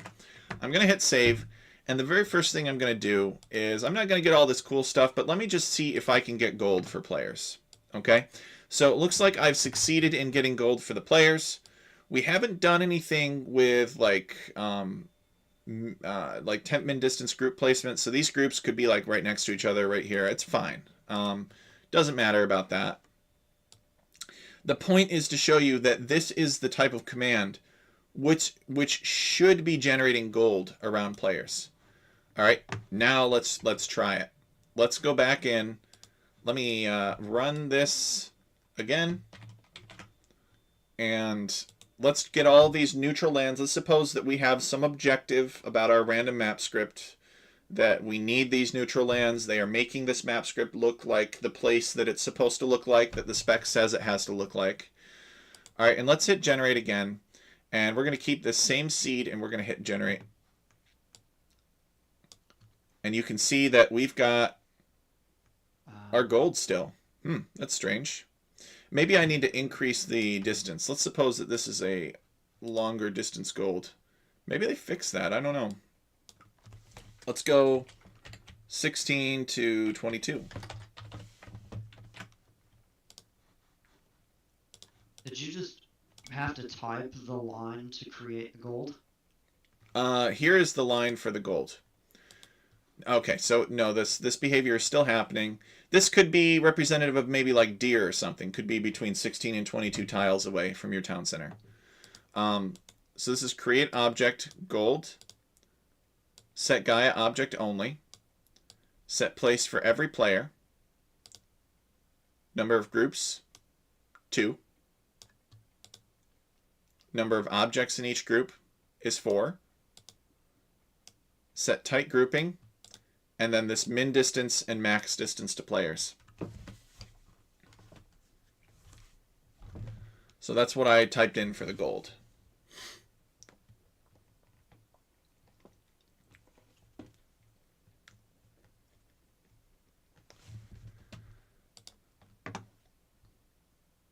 So we go back to the game, and it needs to be 16 to 22. We can see that once we start getting larger distances here, we can't guarantee that this gold will spawn because there are all of these other lands messing with it. Now you could get small stuff because these other lands aren't tightly packed enough to interfere with it. But if you start going and placing, and I don't know what that number is. I don't know what the threshold, what that cutoff is before you start risking that players are not going to get their resources. And when players are playing in a competitive tournament where there's prize money at stake and they don't get their resources, they get pretty pissed off. Trust me, I know. The autoscribe, the object autoscribe command is much larger than the land. Object autoscribe command, much larger than the land. What do you mean by that? I mean, like the M file. Oh, yeah, it's huge. It's ginormous. But 1,200 lines of code as opposed to the land autoscriber is like 100. Well, the land autoscriber has different layers within different layers. But the object autoscriber is probably the longest single piece of code, and it's all just contained within one function. Whereas the land autoscriber has different libraries associated with it.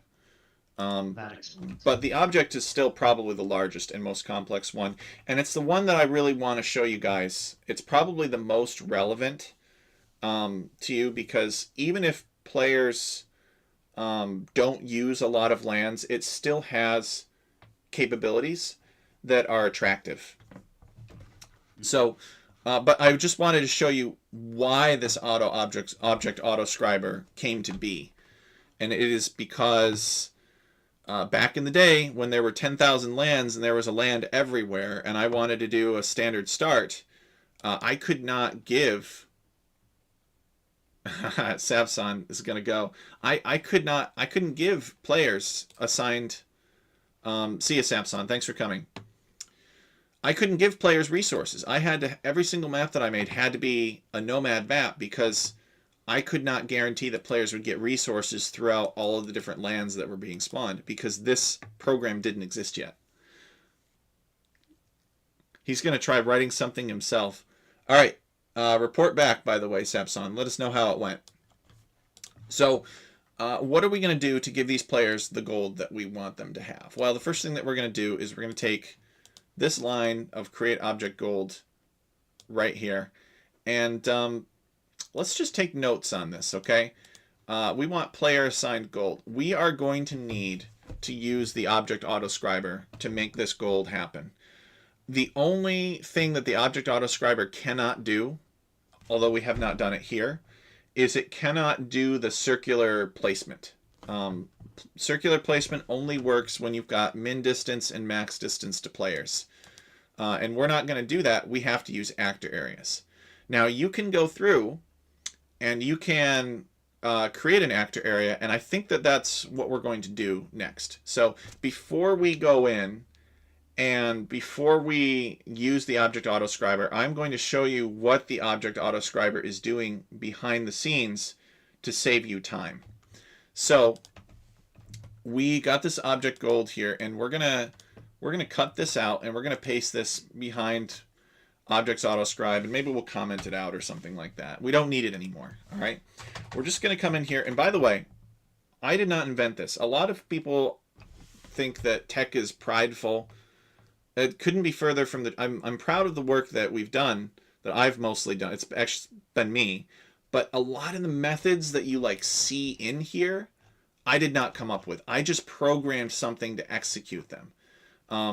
Other people in the random maps server were like, oh, well, you can get around that by doing this. And I was like, oh, wow, that's a great idea. Ugh, this is taking me forever. And so I programmed it in. I don't claim to be the most cleverest random map scripter out there. I just know what solutions other people have come up with, and I figured out a way to program them in, and I hope that it'll be useful to our community members here. So what we're going to do is we're going to create an object, and we are going to we're going to create object off grid. And we're going to set place for every player. All right. And then we are going to say find closest. So what are we doing? We are creating this invisible object, and we are going to give it actor area 1. And then we're going to give it actor area radius of 0. So the very first thing that we have to do here is we have to create this off-grid placeholder and give it an actor area and place it. And we could actually have done this on the town center too. But it's fine. I need to get you guys familiar with invisible placeholders. Why is that getting typed within the begin and end autoscribe? Because we're going to blow it away later. We don't care about it. It's just here for educational purposes. Because in effect, it is going to be replaced by it. So it's going to put one for every player. It's going to find closest. We're not going to know whether or not it's working. We don't know. We just know that it's got actor area of 1 designation and that the radius of that actor area is 0. So now what we're going to do is we're going to take this and we're going to copy it 2 more times. So we're going to have 2 of this exact same command underneath. And we're going to get rid of find closest on those 2 copies. So we're setting place for every player. And then of these 2, we're going to change the following. First one we're going to give is actor area 2, actor area 3. So we got actor areas 1, 2, and 3. And we're going to give actor area 2 a radius of 16. And we're going to give actor area 3 a radius of 22.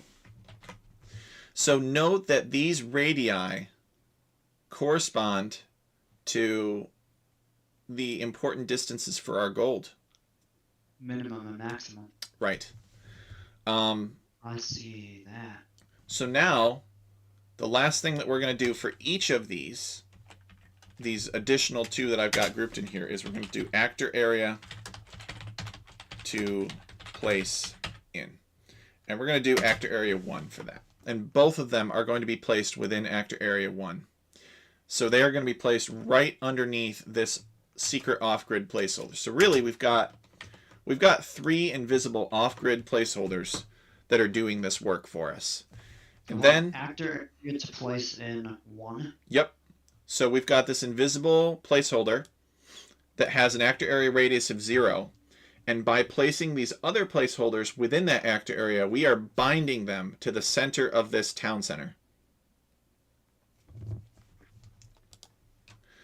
And then we're going to... So, go ahead. So I'm a little confused as to why the actor area radius for the first one would be 0 instead of...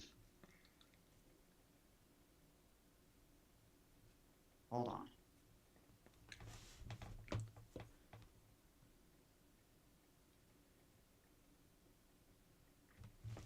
So why wouldn't the radius be specified in that first command? Or is it... Because we need because you want it we can only give 1 radius per actor area. Okay. So in order to have multiple radii, a minimum and a maximum, we need 2 objects. And in order to get those 2 objects in the same place, we have to put them both within the same actor area of a binding object. So our first invisible placeholder is our binder. Our second invisible placeholder is our minimum radius. And our third invisible placeholder is our maximum radius. So now, when we go to create an object, we'll copy over this gold and we'll put it back. We're going to get rid of everything about this gold. Actually, we're going to keep everything about this gold except for min distance to players and max distance to players. Delete that. We don't need that anymore. And we're going to say actor, avoid actor area,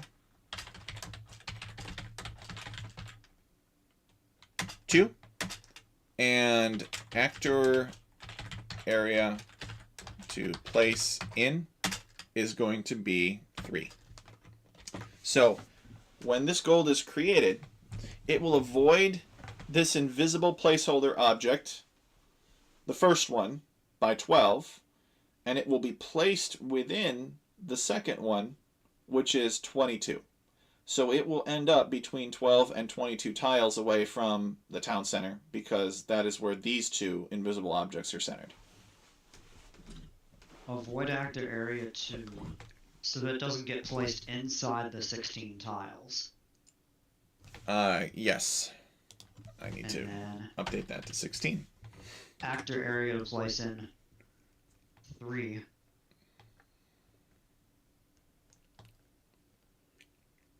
Am I a little bit behind on the...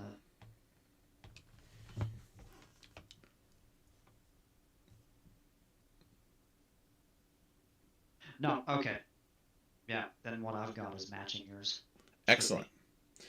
So we have not done anything in GNU Octave or anything like that. We just typed in how you would solve this problem if you didn't have this library.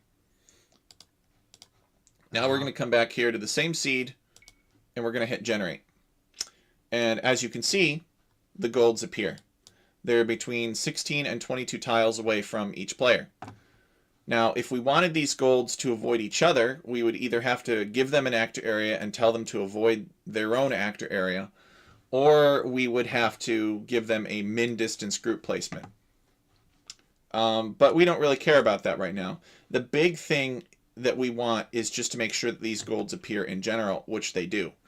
And they respect the town centers. They are not placed too close, and they are not placed too far away. The only disadvantage for this is that, again, we can't do the circular profile. Easily, anyway. I mean, there's always, I guess, ways. With the players being close together, they are not getting equal numbers of gold piles. Well, they are. But when you're this close, the size of the variation that's allowed for this gold becomes significant compared to the distance that the players are from each other. So therefore, one player could look at a gold and think that it's their gold. A common Age of Empires problem, people taking each other's gold. So did you get these golds, Jasuni? Nope, not yet. Okay. Where are you at?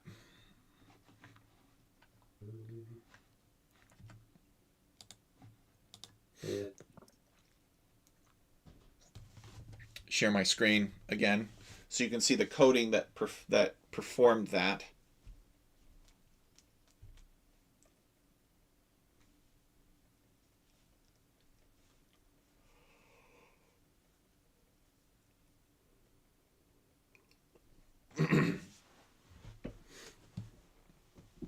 I wonder what I'm really curious what Sapson's going to go and write now. Sapson, he always sees this and he's like, oh, I want to go do this myself. He loves coding. That's clever stuff. Like I said, I wish that I had come up with it. But I didn't come up with it, I just figured out how to program it.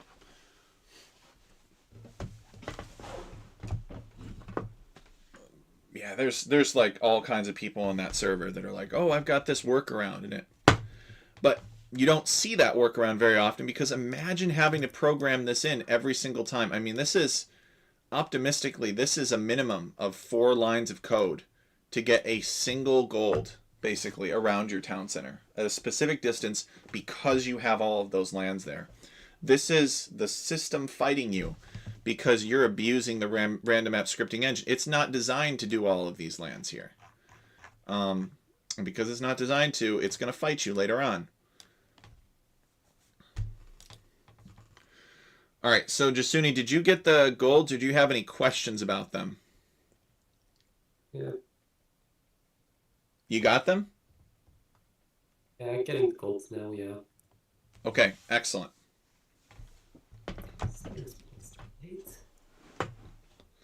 Knowing Jasuni, he's probably messing around with something, getting distracted. Okay, so I've shown what we've got going on here, and I originally did this for, to give you a little history lesson.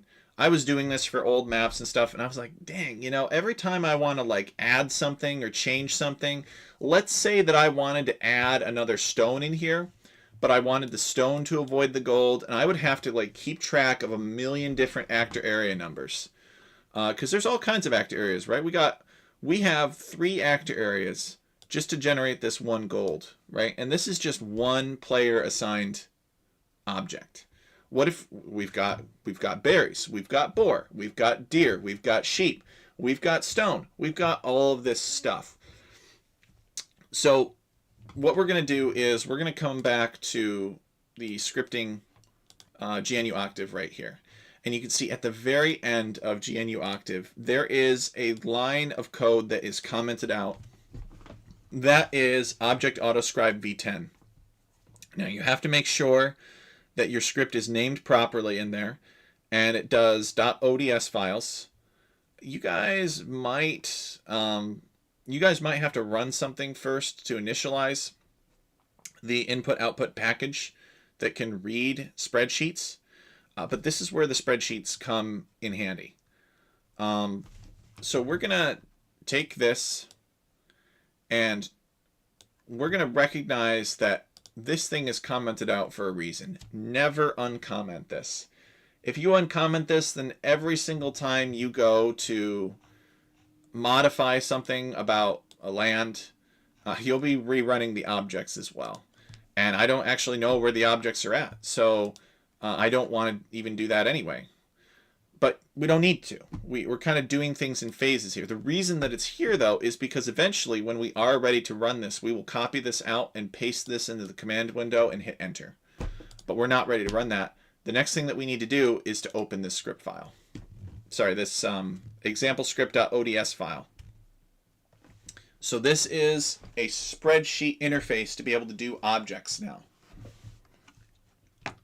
Your stream is lagging probably 20 seconds or so behind what you're saying, so I'm having a little bit of a tough time following. Well, I don't know what to tell you because I have 0 drop frames. I might be able to adjust the latency, but there's not really much I can do for that right now. It's not your fault, but yeah, it's... Alright, so... I'm having a tricky time following what you're saying because I'm looking at something that's different than what you're talking about. So I'm sure that you have the stream muted and that you just have this voice channel. But I can't really help you much beyond that. Like I said, it's not your fault. I think it's just... it's gotta be something on YouTube's end, but yeah, it's a little bit confusing. Alright, so I've got these huge pyramids here. This is kind of very annoying. Right, there's a ton of stuff in here.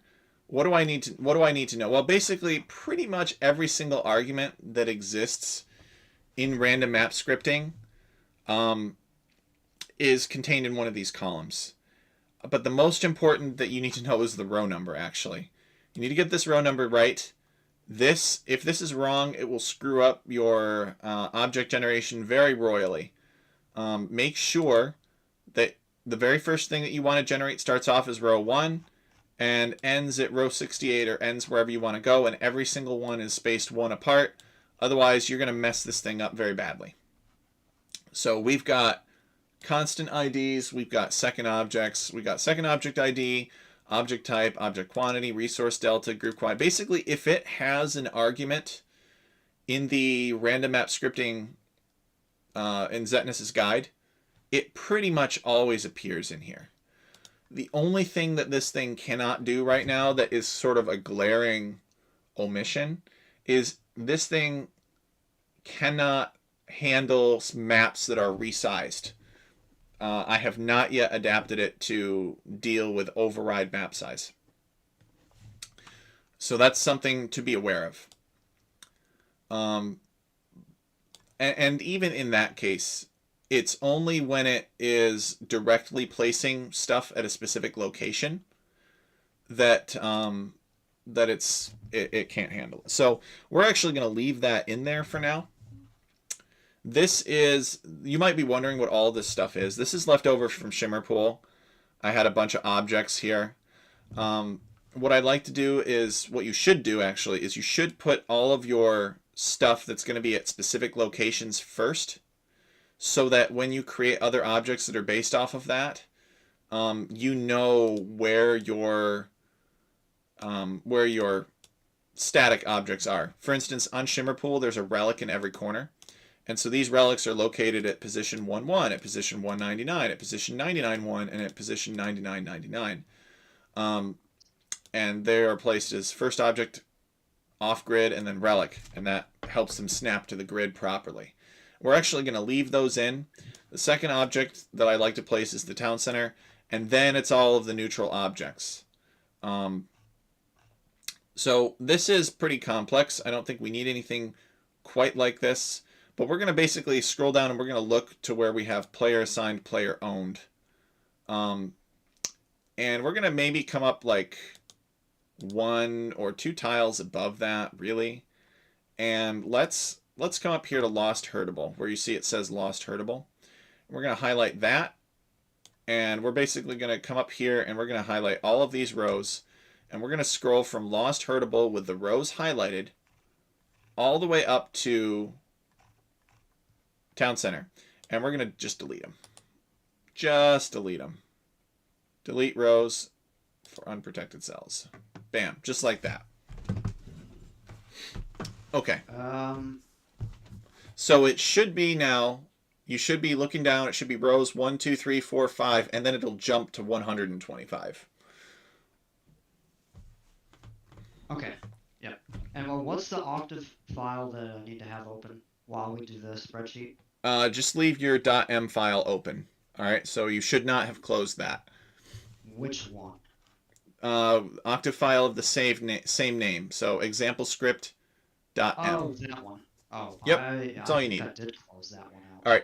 All right, then that's fine. If you did close it out, be sure to open it back up again and run it before we do anything with this. And actually, when you run it, because you have to run it in order to get the proper directory in place. Otherwise, when we run the object autoscriber, it will not know where to write the object data. So that's why you have to run it, is so that it can be pointed to the right direction. Yeah, I opened it and it gave me that same error, the default to Windows System 32. So just hit add directory to load path. So I think that you have something to adjust in your settings about your default Octave directory when you open it up. Actually, you should be able to open up your own file, which I'm assuming is what you've done already. Yeah. And hit run. Click and open. I don't know. There's probably something in your default settings that are not allowing it to automatically adjust to wherever your file is and wherever you're running your file from. This is where you want to start. And then those 4 lines of code at the very top are just there to say, okay, even though I'm starting here, go and add the files that are in this path, because these are my library files that I'm using all these functions for. Okay. I think I'm good. I think I got it back. Okay, good. So we're going to take these numbers and we're going to drag down and we're just going to delete them. When we delete these numbers, actually, let me Control Z that. When we delete these numbers here, an object that appears in this spreadsheet, which is all pretty and color-coded, and you guys may have noticed that different things are colored different ways, right? We've got the relics and the gold colored in gold, because they're a source of gold. We've got herdables, lurables, and deer colored in red, because they're a source of food.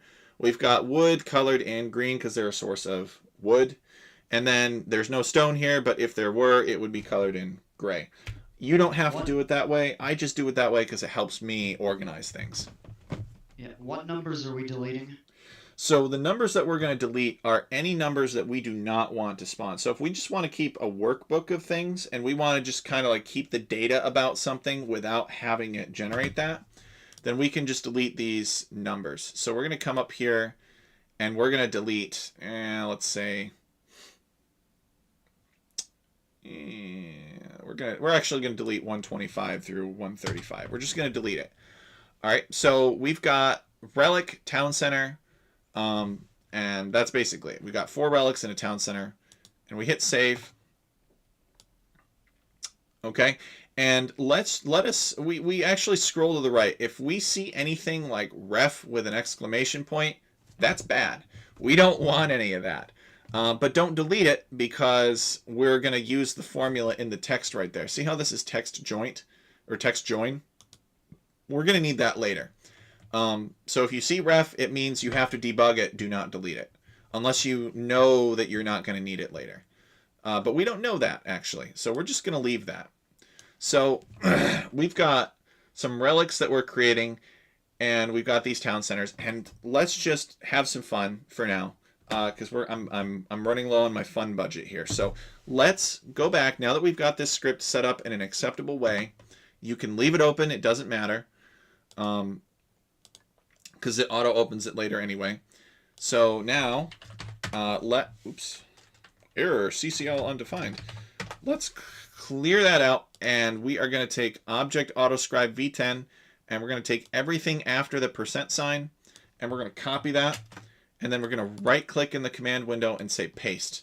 Unfortunately, I think there's some kind of bug in Octave where you can't hit Control-V anymore to paste in the command window. Oh, actually you can. All right, never mind. They fixed it. So we're going to clear that out and hit Control-V and hit paste. All right, so we are running now this object autoscriber. And there should be some kind of, there it is. Initiating object autoscribe, for example, script.ods containing 1 sheet. Uh-oh. It gives us an error. Structure has no member SFI. I'm lost.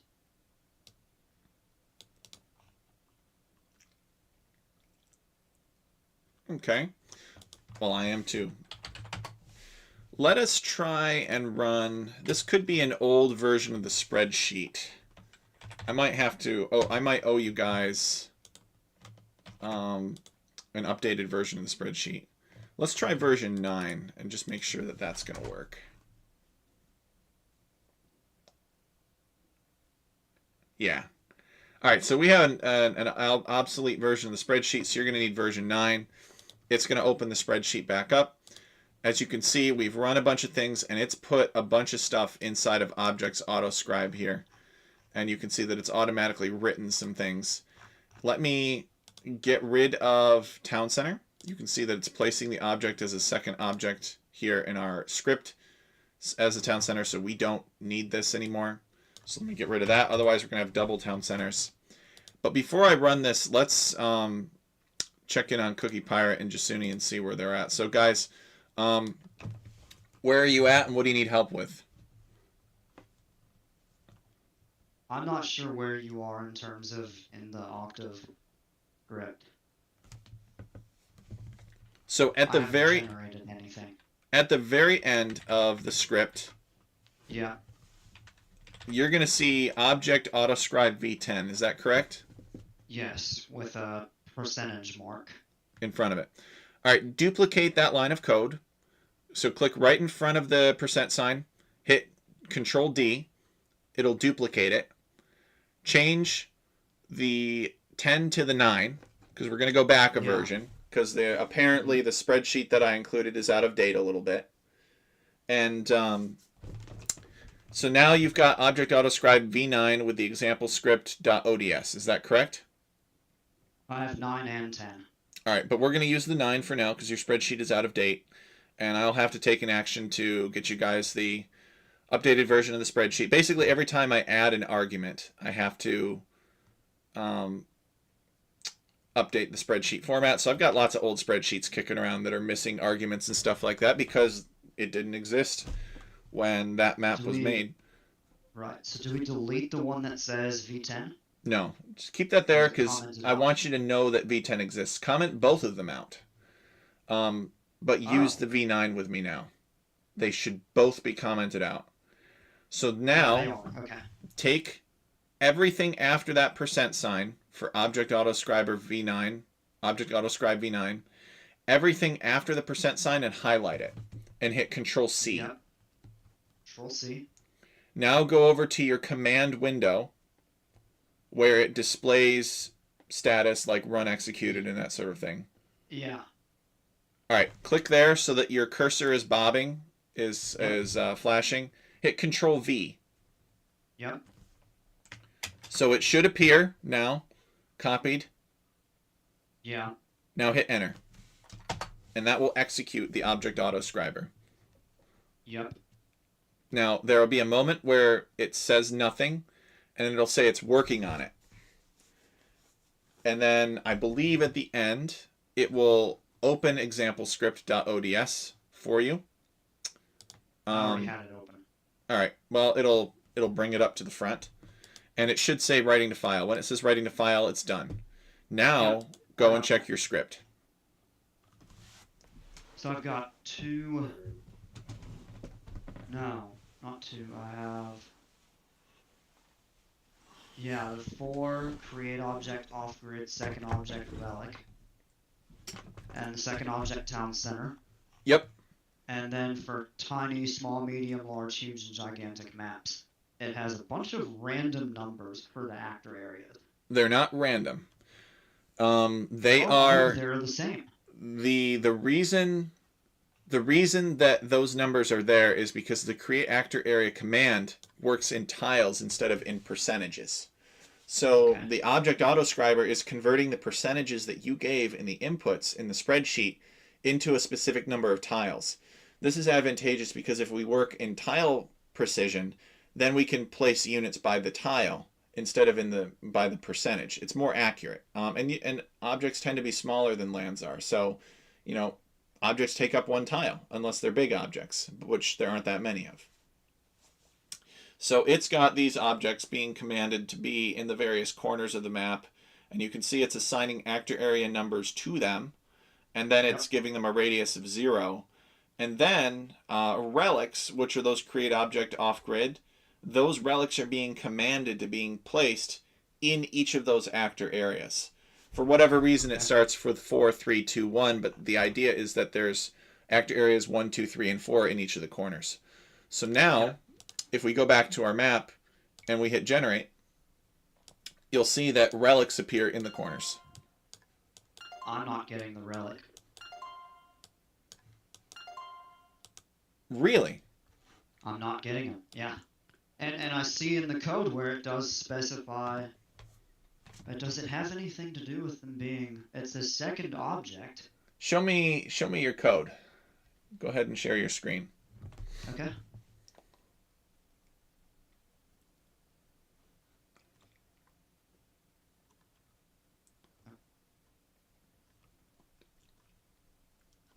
Okay. So I have these. Excuse me. There's all the create actor areas. Let's see. Let's pop that out. We'll take a look. Create object.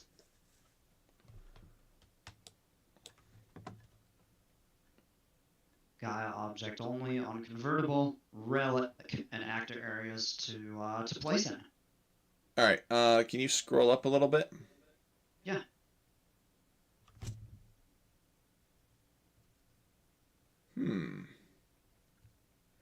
So it looks like your code is the same as my code. Yeah. Going 1, 2, 3, and 4. Mm-hmm. You scroll down a little bit more. All right. And you have the town center command in there? Yep, you do. And you're getting the town centers. Yeah, but I also have the town center up here. All right, Should I get rid take of that get out? rid of that, because that's what I got rid of as well. All right, I and wonder if now that- try. There you Yep, go. I got the relics, yeah. So, it must have been that extra town center line. I think it's that. It was weird because I wasn't getting 2 town centers with the command in there twice, basically. Well, you may have been and just not able to see them because they were right on top of each other. Okay. Yeah.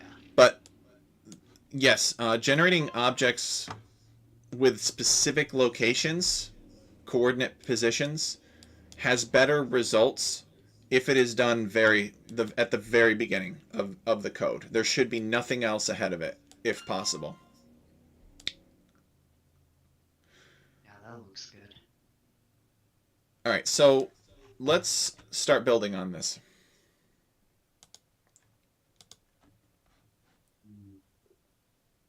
Error pointer BOA undefined.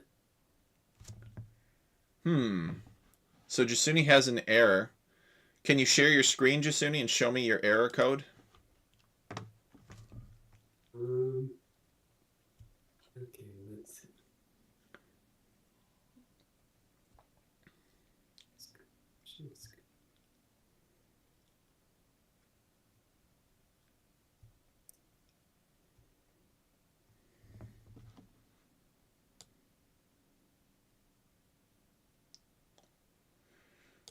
Let's see.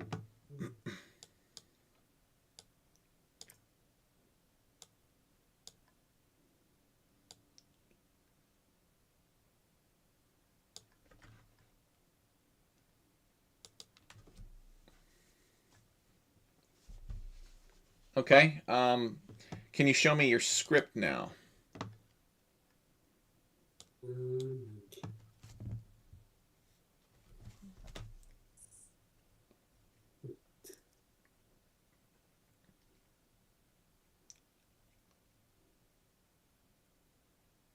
The Octave Yeah. No, the .rms file. .rms. Issues.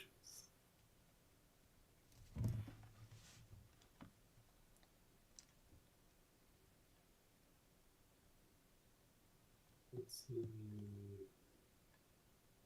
Okay.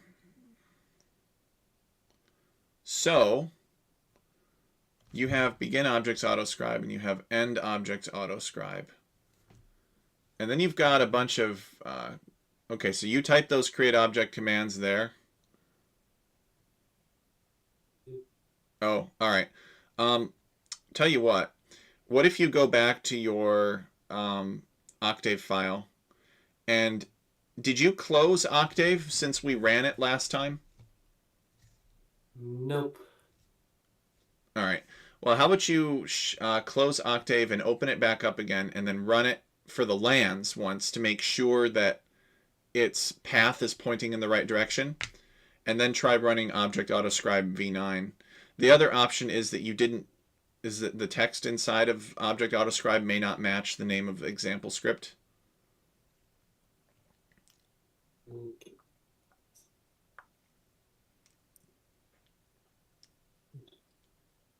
Yeah, I'm back.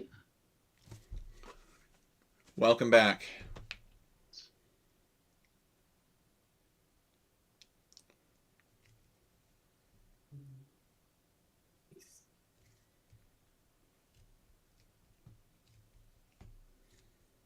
Error. Object autoscribe v9 undefined near line 1, column 1.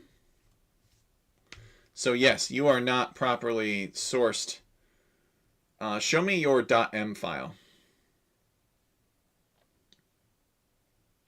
The .m file.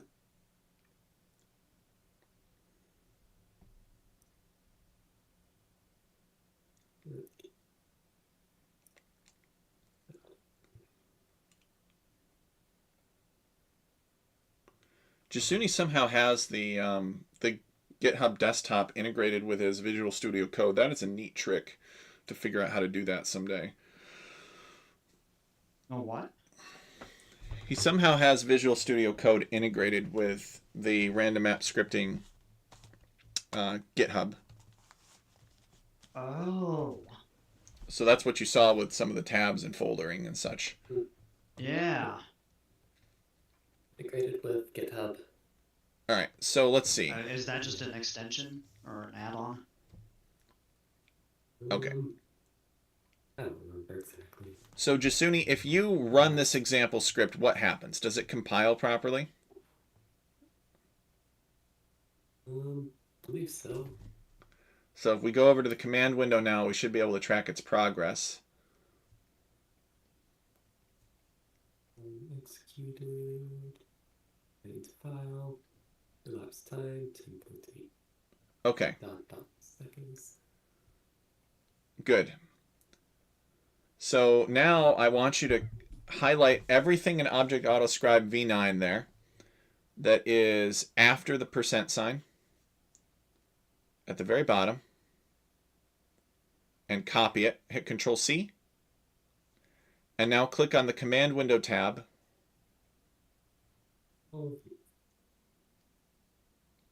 So if you clicked on the Command Window tab, I can't see that. Yeah.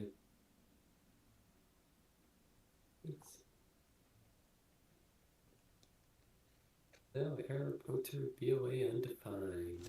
So click on the Command Window tab down there. The editor is the fourth one. Command Window is the first one. If you would, humor me.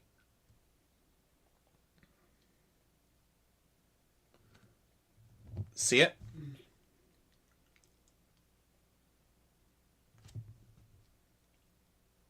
So command window. And you hit, this doesn't look like it. It should be integrated into Octave.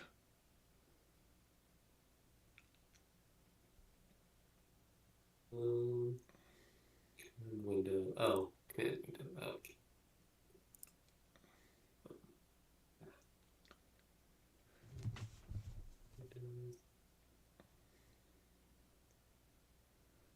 You may have to refresh your, there we go. All right, perfect. And now if you paste it in there and hit enter, what happens?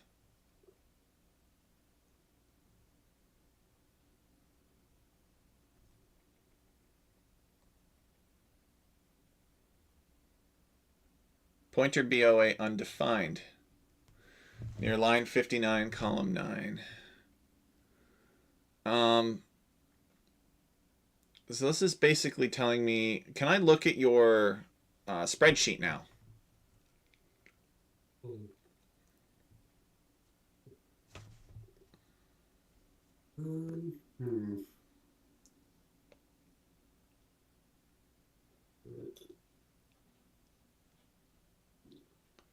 So that alternate command window that Jasuni had was not the cause. Seemingly not the cause. Where is your spreadsheet kept?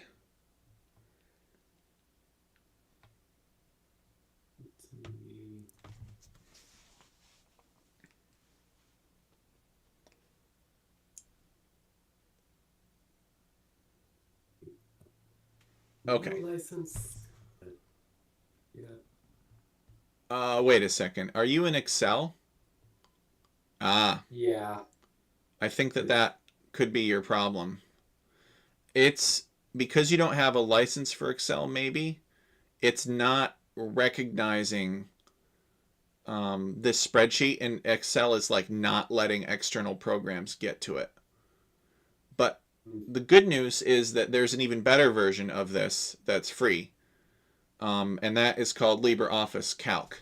And that's probably why it worked for Cookie Pirate, is because he was already using it as a .ods file. Is that right, Cookie Pirate? Yeah. Okay. So yeah, I have both LibreOffice and Excel, and I just use the LibreOffice for those default format.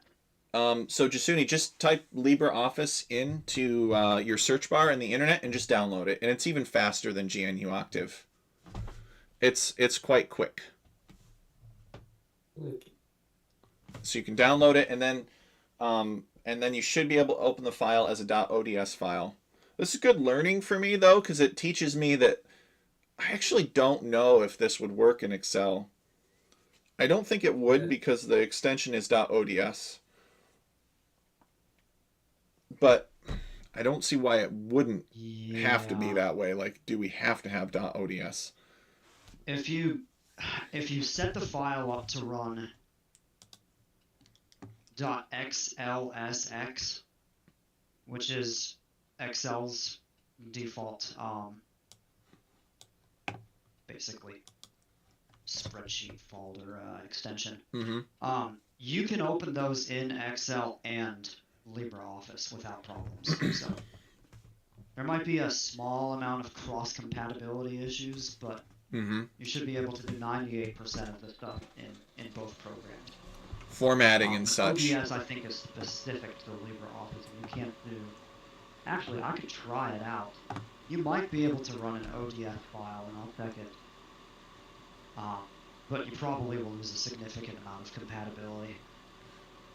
All right. Open with Excel. So Jasuni's just going to download that. Jasuni, if you get nothing else from this conversation except the knowledge that LibreOffice exists and that it's free and that it's awesome, then being here is totally worth it. So I am 100% fine with technical difficulties like this because we're all real people and it's just stuff that people could have set up by default. All right, so let me go back to the spreadsheet now. We're going to continue on a little way. Jasuni manipulated the spreadsheet in the same way. It looks like when he gets LibreOffice, he'll open it in LibreOffice and then he'll be able to run it and he'll be able to get what we're getting. But the beauty of this is that we're not really doing any coding right now. We're just kind of doing like a high-level interface with this. And Jasuni can still follow along, and when it's ready, he'll be able to run this code and get all the same stuff that Cookie Pirate has. So it's not like he's falling behind right now. So now we're going to do something fun here, and we're going to say that we want to do like bore nothing or something. So we're going to come down and we're going to create row 6, and instead of wild herd animal, we're going to say boar. We do not need to define boar, although I suppose that we could. For instance, we could just have this be object if we really wanted to. We just call it object. And let's just do 1324. And there's no second object here. We're going to select an object type. This object is going to be neutral Gaia unconvertible. And there's just going to be one. I want 9,320 groups, so more groups than will ever possibly fit. I want them to have loose type grouping, scaling type to map size, no terrain restrictions, no forest distance. We don't have forests anyway. We could. It would be easy, but that's not advanced methods in random map scripting. And then in order to control the number of object 1324 that are going to appear on our map, we're going to use temp min distance group placement. We're going to place them every 8 tiles apart. And this is where the ref comes in handy, right? Because we're going to take this. It looks like we've got one of them that's on A9. Remember that A9 is not referring to our row number. It is referring to our spreadsheet row number, which is, for whatever reason, just based on the way it's set up, is always 5 ahead of it. But you just note that what's displayed here is not necessarily going to equal what it's actually grabbing, right?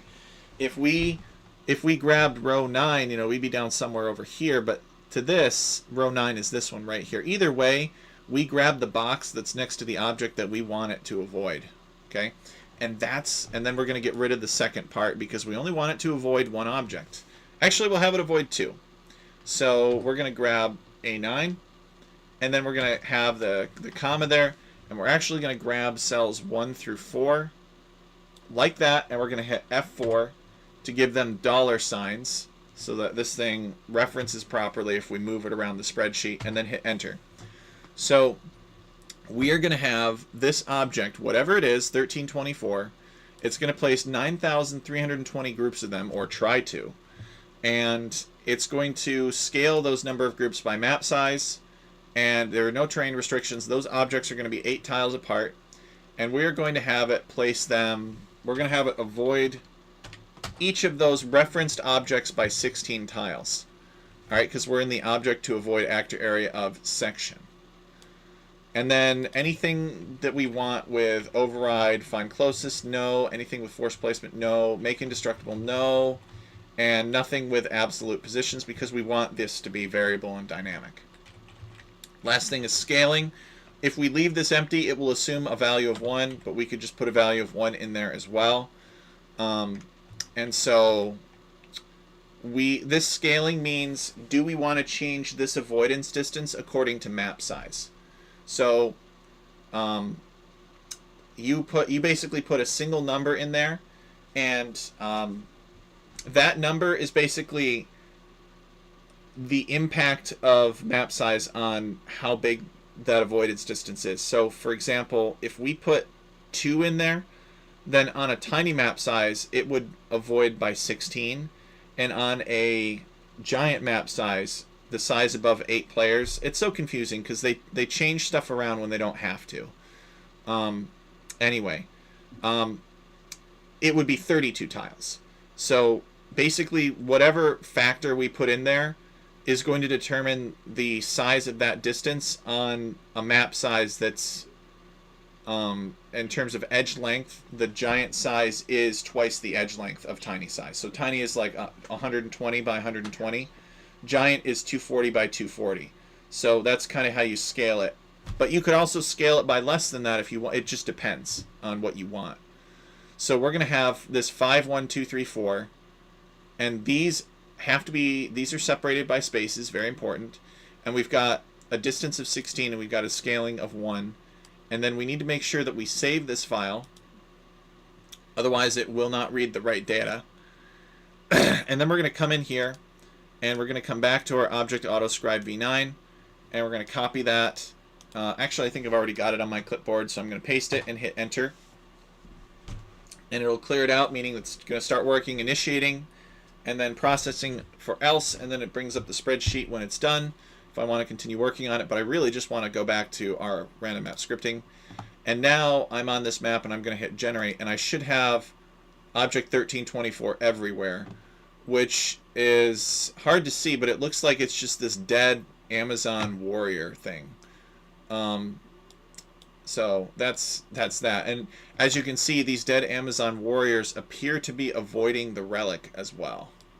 And they're spaced approximately about 8 tiles apart, maybe a little bit more depending on how it jumbles them together. So Cookie Pirate, were you able to reproduce that? No. Okay. I will go back to the spreadsheet then. I've set the spreadsheet up and I tried to run it. Or maybe I just didn't finish. Let me try and refresh. Check your script first. What does your script look like? Look normal? It doesn't have the... Yeah, it doesn't have that 1324 in it. I have it in the spreadsheet, but I don't have it in the script for some reason. Well, it sounds like your command did not execute fully.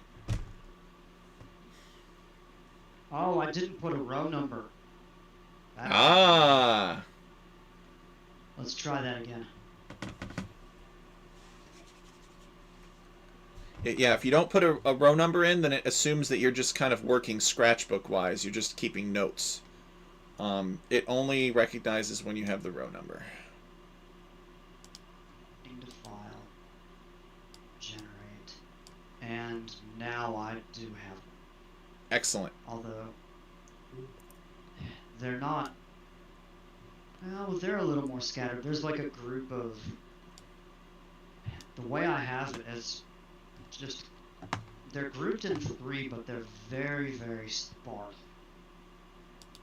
You may not have changed the defaults then.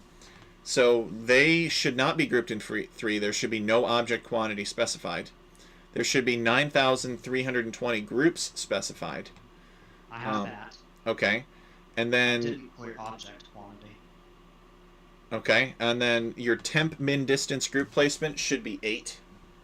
There should be nothing for min distance group placement. It's too powerful to put anything in there this early in the script. Yep. And then for your object to avoid actor area of, it's rows 5, 1, 2, 3, 4, separated by commas and spaces. Yeah. And distance is 16. Yeah. And scaling is 1. Okay, I didn't have scaling. But yeah, It so I it just forgot to clear this stuff out it, toward it the should it earlier should rows. default to 1 if you don't have it. Okay. Yeah, I just didn't clear the object quantity, and then forgot to change the temp min distance. All right, so try saving it and rerunning it and seeing if it's going to work better. Okay. I'm going to try to put a better object in here. Let's spin the wheel. What do we want? Maybe some living Amazon warriors. Some living Amazon warriors. Well, Yeah. let's see if we can bring up the advanced genie editor then. I could look in that spreadsheet that Zetnus made. If I pull the link up faster than you get the... No, genie editor. you focus on... Well, it sounds like you're caught up. Jasuni is the one that's downloading. Yeah, I got it now. Jasuni is the one that's downloading the spreadsheet. Yeah, mine is good now. Actually, you know what? I can pull it from my old rapid movie script. How about 'Cause that has 825? That sounds about right, actually. Alright, so it's 825. And I'm going to rerun this, although you could just go in and change it. But sometimes it's easy to forget that you changed it on the script. And then you go to rerun the spreadsheet and it changes it back to what it was. So I always try to change it in the spreadsheet, because that is the master file that's instructing everything else. So I don't even need to open the map script. Notice that I haven't opened the map script, and now I've got all of these Amazonian warriors now, and they're alive. And this is a little bit more politically correct. So the Amazon warriors are alive, and they're everywhere, right? It might be a... This might be a map where it's the 8 players actually play in cooperation with each other. Yeah, they try to survive these Amazonian warriors. Yeah. And you could do all kinds of fun stuff, like you could make them wolves or something and give them Amazonian warrior skin so they're aggressive against units. That actually sounds like a fun idea. But anyway, so what if I want these Amazonian warriors to just guard the relics specifically, though? Like, this is okay, but like Cookie Pirate was saying, this is a little crazy, right? These players, well, they have no resources, but even if they did, they'd be fighting Amazonian warriors the whole game. So I don't know how much fun it would be. So, tell you what, let's go down, let's have some fun. Let's go over here to our object, and we don't have to rename it or anything like that, but the big thing is the avoidance distance here. So let's take away their reverence to the town center. These guys don't care about the town center. They don't care. They are there to protect the relics. And the fact that you have a town center there or don't, they don't care about, as long as you don't get too close to the relics. So we're going to have them avoid these relics. We said by 16 tiles. Let's have them avoid the relics by 4 tiles. Now, let's take these 3 lines right here and copy them and paste them next to row number. So they are now, and change this 4 to a 6. So now, in literally 10 seconds, we have pretty much completely restructured our code and our actor areas so that instead of being everywhere except too close to player town centers and the relics, we are now specifically telling these Amazonian warriors known as object to be placed within 6 tiles of the relics, but avoid them by 4. And let's change this temp min distance group placement to 4 as well, so that their placement... Actually, let's place it to 2, so their placement is a little bit more consistent, and you guys can see how they end up. So we've got that information in. Now let's come over here, and we will run Object Autoscribe v9 again.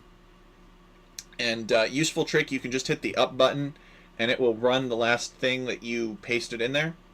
So it's all set. So now let's see if we have reprioritized these Amazonian warriors, if you will. And let's see if they're guarding the relics now. I'm not getting them. I'm not getting them either. What happened? We'll have to go and check our script. Are the place actor area to place in and avoid actor area, are they? They're not exclusive, right? Like you can specify both. I think you can specify. Maybe you can't. Maybe that is the error in my ways. I'll tell you what. Let's try something different then. Let's assume that we can't do that. Let's say that we have to place them as different object commands. So then we're just going to get rid of everything after this 5. So we're just going to have the 1s. Alright, and then we're going to insert rows above, just like this. Let's take all of this data right here, and we'll copy it. And we will paste it below. 1, 2, and 3. Let's grab 5 and 6 and drag that down to continue our numbering scheme up to 9. And then, finally, so maybe not quite 15 seconds, but you guys get the idea. So we're going to revise A5 to A6, A5 to A7, and A5 to A8.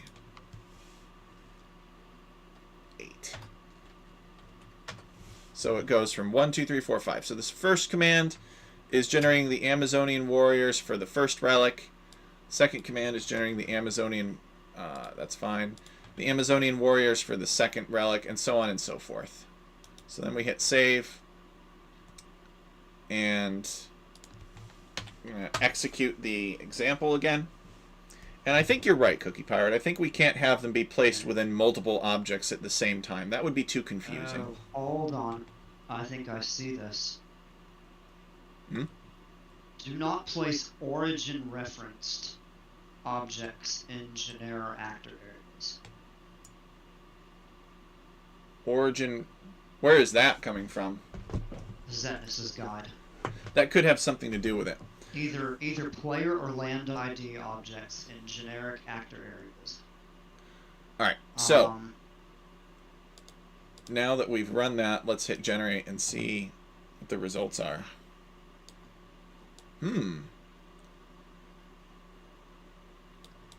Still no Amazonian warriors. So how exactly? Let's take a look at the script. Make sure that we're generating the Amazonian warriors. Actor area to place in 10. Actor area 10. Yeah. I've got a ton of placeholders. Oh yeah, you will.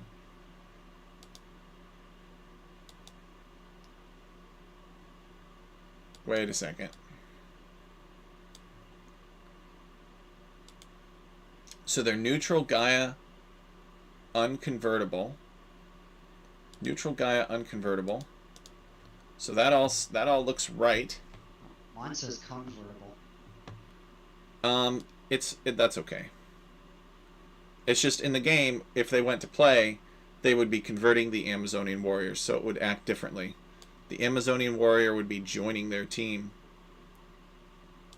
So this is saying to place within the actor area for 1 by 6 tiles and avoid the actor area for 1 by 4 tiles.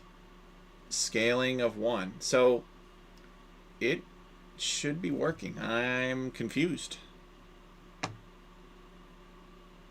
Yeah, okay.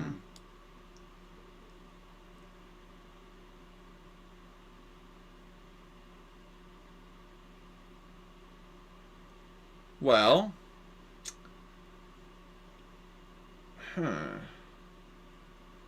sometimes place in actor area is pretty squirrely. It's not very reliable sometimes. So let's do something. That's not to say that we can't do what we want to do, right? But we're going to have to try something different here. And maybe I'm just having like a massive forgetting moment. A brain fart, they say. And I'm just forgetting that I can't do that. So let's create another object in between these 4 objects then. And we're going to call that off-grid as well. And it's going to be 647. When in doubt, get rid of actor area to place in. So here's what we're going to do. We are going to create these off-grid placeholder objects. We are going to give them a temp min distance group placement of, let's say, 3. Yeah. Maybe, yeah, let's give them 4, actually. Now, we are going to copy this over so that we don't have to keep on pasting that all the time. And we are going to tell these invisible placeholder objects to avoid these relics, each of these relics. Bam, just like that. 1, 2, 3, and 4. And we're going to have them avoid those relics by, let's say, 1 more than what we wanted, or a few more, actually. Let's have them avoid by 12. Something like that. We're going to say no for all of this extra stuff. I don't think we have to. So what have we got here? We've got some invisible placeholder. And, oops. Let's scale it properly. So we've got some invisible placeholder that's being placed 4 tiles apart. And we're telling it to avoid these relics by a certain distance. Okay? And now, these objects, we're going to have them avoid the relics, but we're also going to have them avoid these invisible placeholder objects, because you can avoid to as many things as you want. And so we're going to go 1, and we're going to put a comma there, and we're going to have them avoid this object that's now object number 6, just like that. So we're going to have, in effect, 1, 6, and we're going to have 2, 6. I'm typing it into the formula because if we ever needed to move this around somewhere else on the spreadsheet, we'd be able to do that more easily.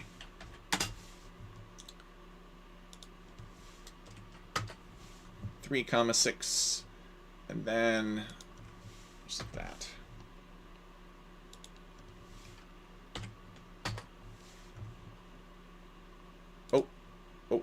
I got a couple, but they are not guarding the relics. They are. Okay. They're starting in random places, and 2 of them are uncomfortably close to a couple players' town centers. Okay, so hold on. So these things are avoiding the invisible placeholders that we created, and they are avoiding the relics, each by 4 tiles. But remember that those invisible placeholders that we created are 4 tiles apart. And what that can mean is that sometimes it's not quite perfect. And so if we want to be a little bit more precise, we actually have to decrease the avoidance distance of these invisible placeholder objects to 3. So if we think about this, these invisible objects that we're creating are 3 tiles apart, and because the objects have to avoid them by 4 tiles, there should never be, the Amazon warriors avoid them by 4 tiles, there should never be a space large enough between these invisible objects such that our Amazon, I'm just going to call them Amazon warriors so it's less confusing, so that the Amazon warrior has an opportunity to spawn. Yes. Yes. And yes. And then the distance that these Amazon warriors will be from the relics is they will be between 4 and 12 minus 4 tiles. So they'll be between 4 and 8 tiles. So let's give that a try and see if that works a little bit better.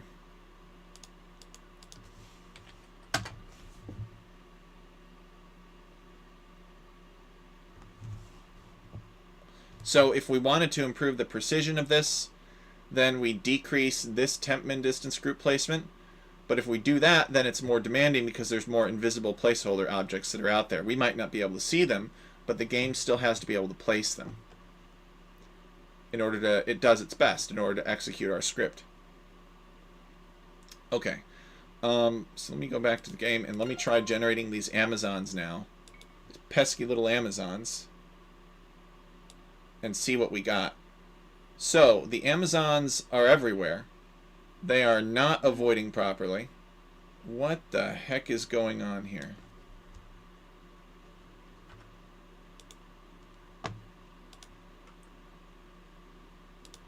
So they are avoiding whatever's in 1 by 6. They should be anyway. They should be avoiding whatever's in 2. Sorry, 1 and 6 by 4. Wait a second. Oh. I don't know how you 6 is not designated. Oops. Neutral Gaia, unconvertible. There we go. Alright. I only have let's 4 Amazon warriors on the map. Let's try rerunning that. Now.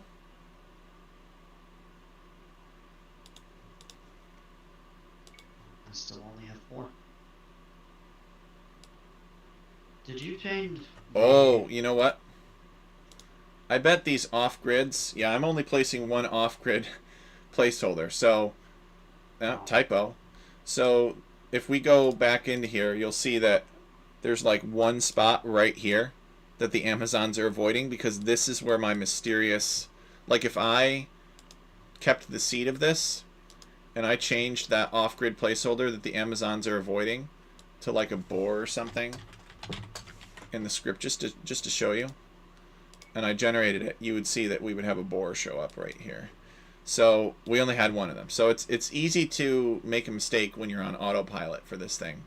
But we want 9320, hit enter, save, and now let's generate it again.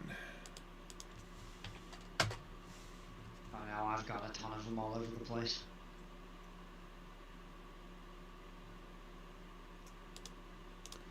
Alright, so we're going to keep the seed.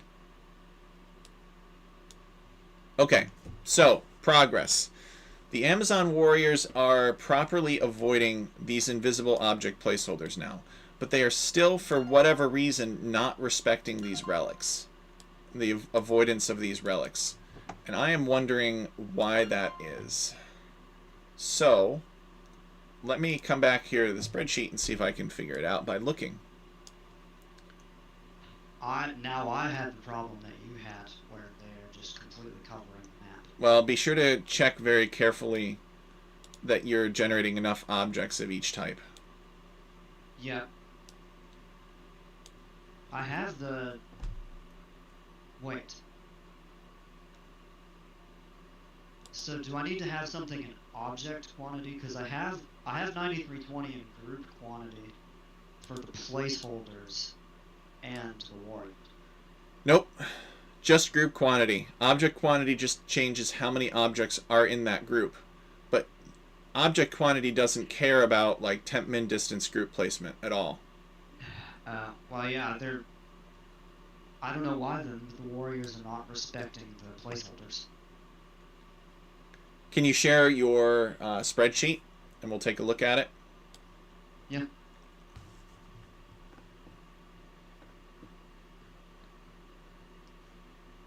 Oh, why that's up.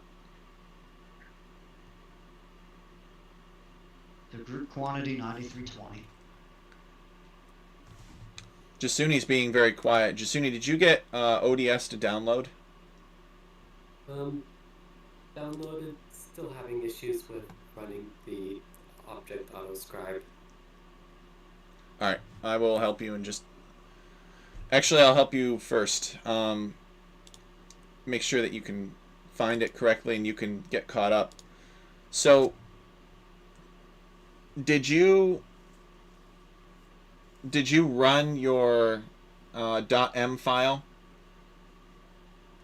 Maybe you can... Actually, can you show me your spreadsheet opened up in LibreOffice?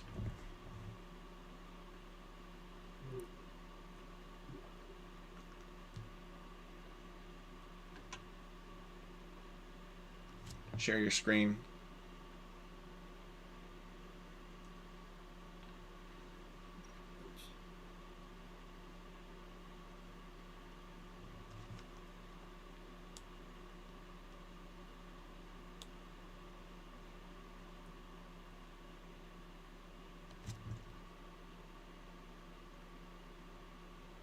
Okay, let's see here.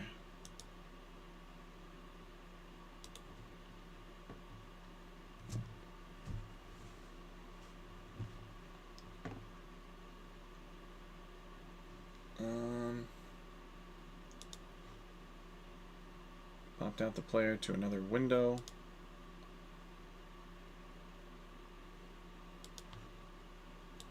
Alright, found it. Alright, so you got these relics and you're generating the town center. I find it can be best to just copy the rows and paste them instead of typing everything in because there is formatting. Alright, so is it able to find this spreadsheet? And you're saying no. So go ahead and save this example script.ods and just save it. Alright, I'm satisfied that you're in LibreOffice now. And so now if you go over to the .m and can you show me your .m file?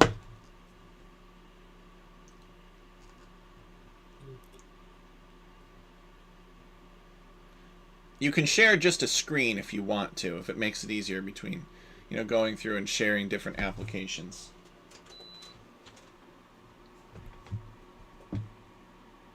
Alright, so if you run this example script right here, don't run that yet, just run the example script first and just let it find its path. Does it execute successfully?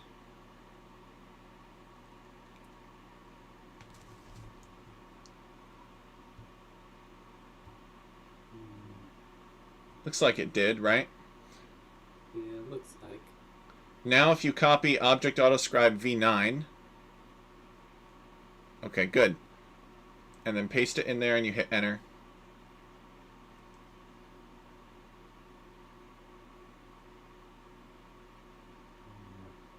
Alright, can you show me your directory? Where is the ODS file located? Should be located right alongside with the rest of them, right? Let's see. So, switch to File Explorer window. Yep.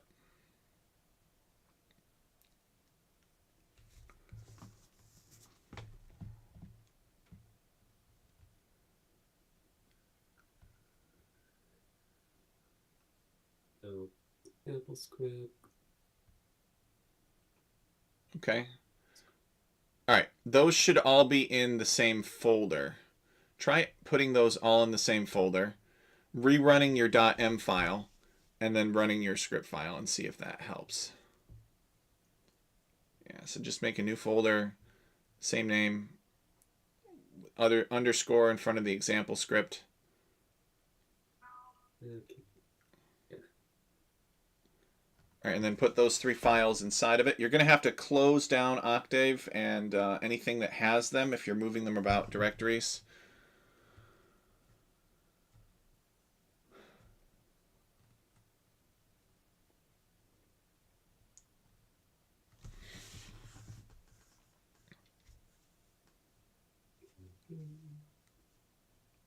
All right, so now we've got them in the same place. So those were all closed down. If you open up Octave,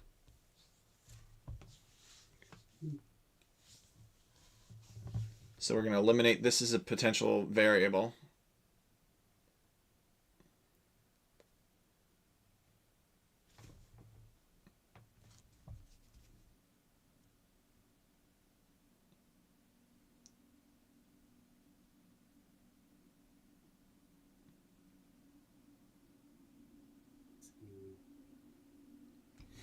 So if you have Octave open, I can't see it. I see File Explorer right now, and that looks good.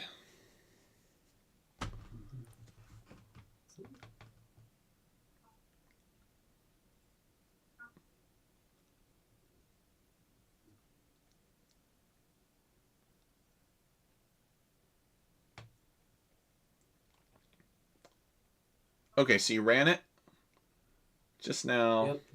Yep.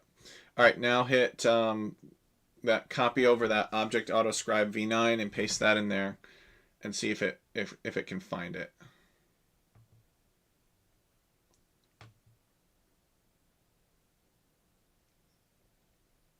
I don't know if it was looking in the wrong .rms file. It could have been that it was confused by those Ensemble Studio. Yep. So it was probably trying to open those Ensemble Studio maps and putting that in there and then seeing that there was no object autoscriber available for that. So now you should be good to go, Jasuni. So now when you generate in the game, you should have some stuff happening. I'm going to go back to taking a look at Cookie Pirate's screen and seeing what he's got. My game crashed, though. I've got to reboot. Ah, okay. Then I'll look at my own screen. I'll share the spreadsheet for you. You can take a look at that while the game comes back up. So it's avoidance distances. Okay, we'll look at this. Let's go to here. Yep.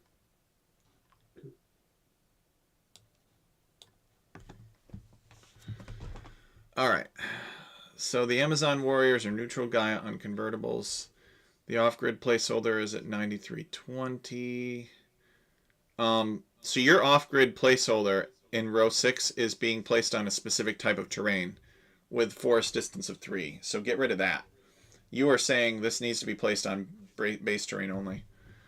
All right. And then 10-min distance grid placement. Why are the Amazon Warriors being placed at 2? Is that what I had?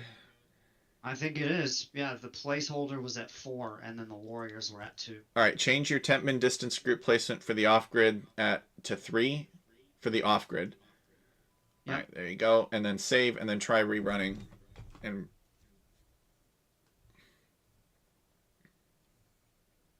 What?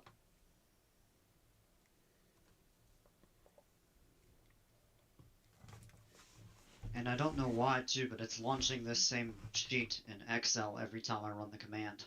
I already have it open on LibreOffice. I don't know why it wants to launch it in Excel. It should be programmed to launch LibreOffice. And if it's already open, to just pop up the window for you. Yeah. I like how this just blames your mods, even though we know it wasn't the mods.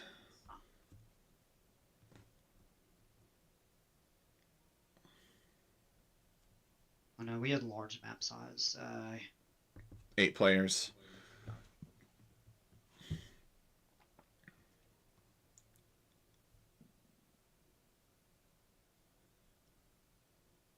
Okay, yeah. Now they're in the corners. But they're not. They're not respecting the the relics, which is very strange to me, and I don't really understand why that is. So, in order to understand that, let's dig into the code a little bit. Maybe there was something that I forgot about how this works.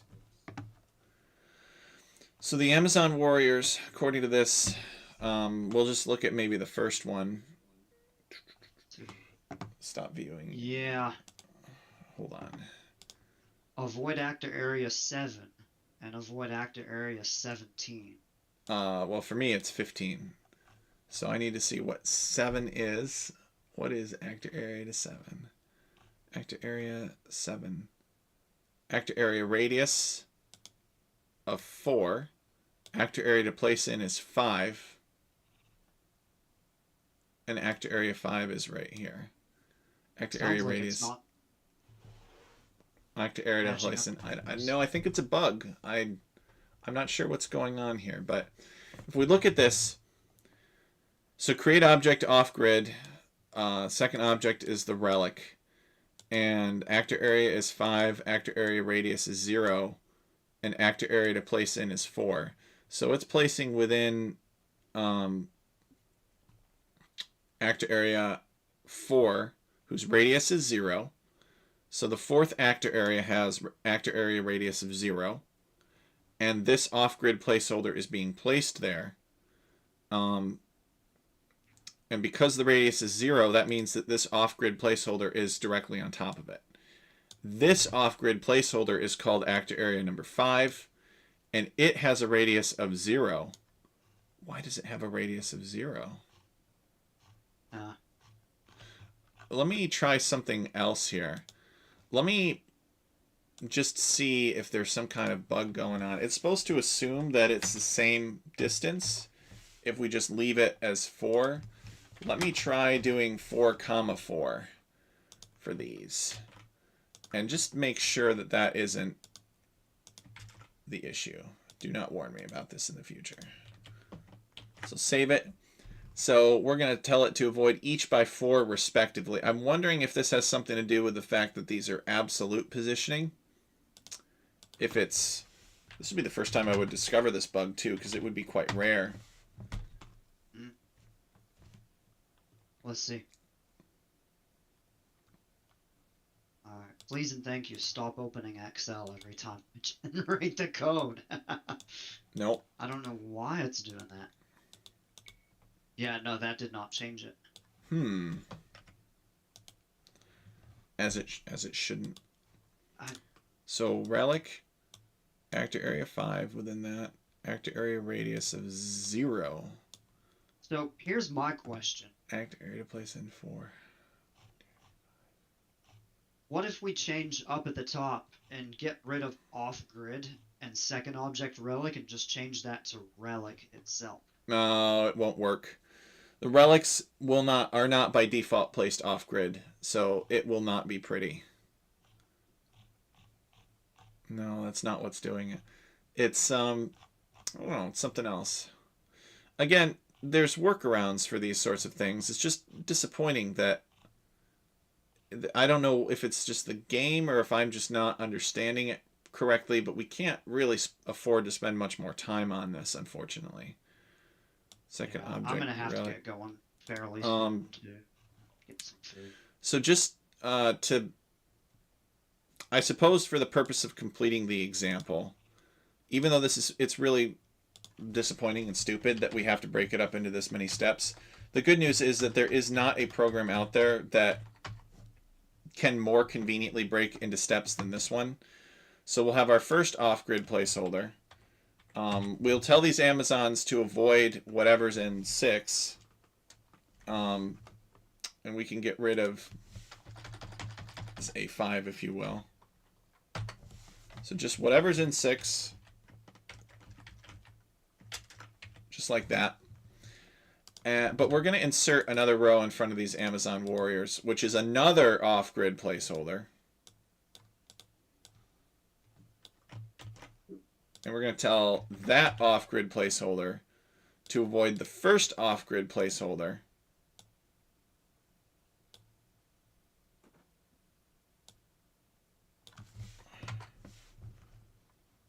by, let's say,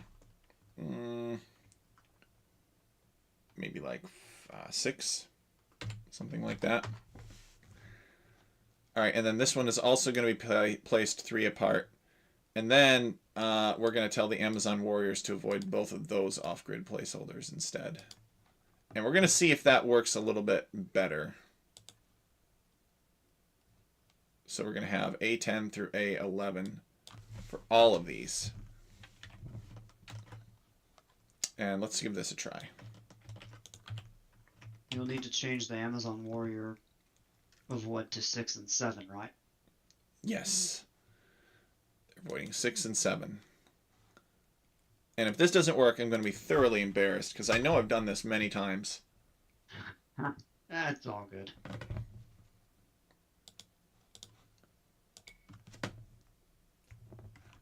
Alright. Starting to work. Maybe increase the avoidance distance by a little bit more. Maybe something like 14 here. Save that. To dial these numbers in, but I don't want to spend the time to think about them right now. I want to move on. No, that looks pretty decent for me. They're avoiding the relic by about 3 to 4.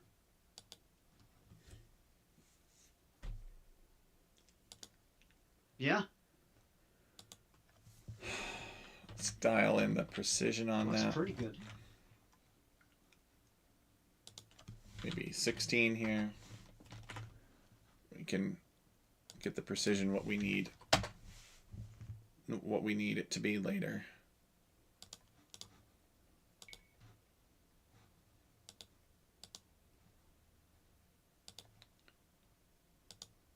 All right, run that. Make sure we let it finish running before we try to generate.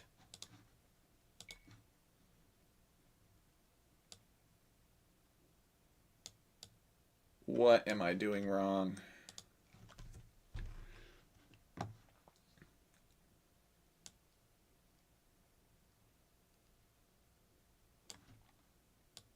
See, they're avoiding objects 1, 2, 3, and 4 by 16. And this is avoiding object 6 by 6. Oh. You know what? We should have it avoid by more than that. Maybe by 9. There's no space for the Amazon warriors to show up. Let's try that.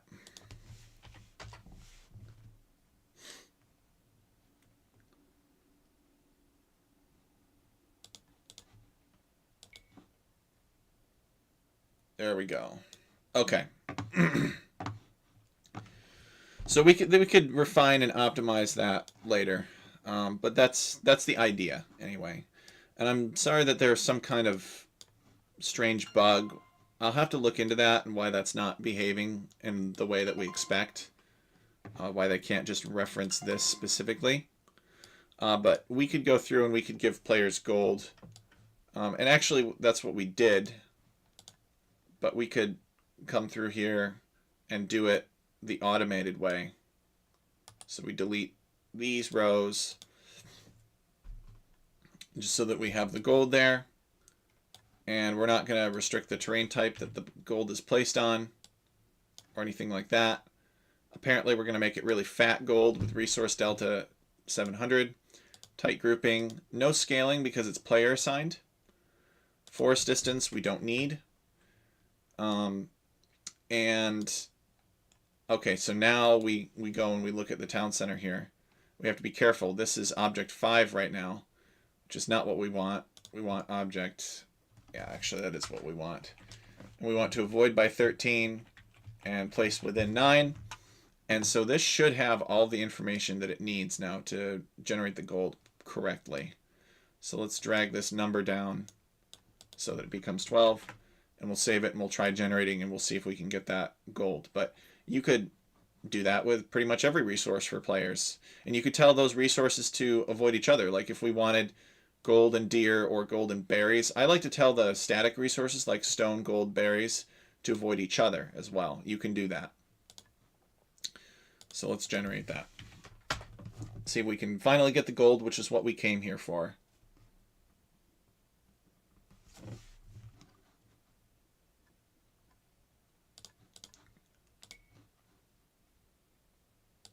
So as you can see that players have received their gold.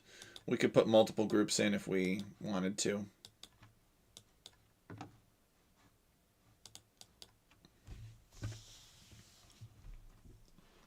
Okay.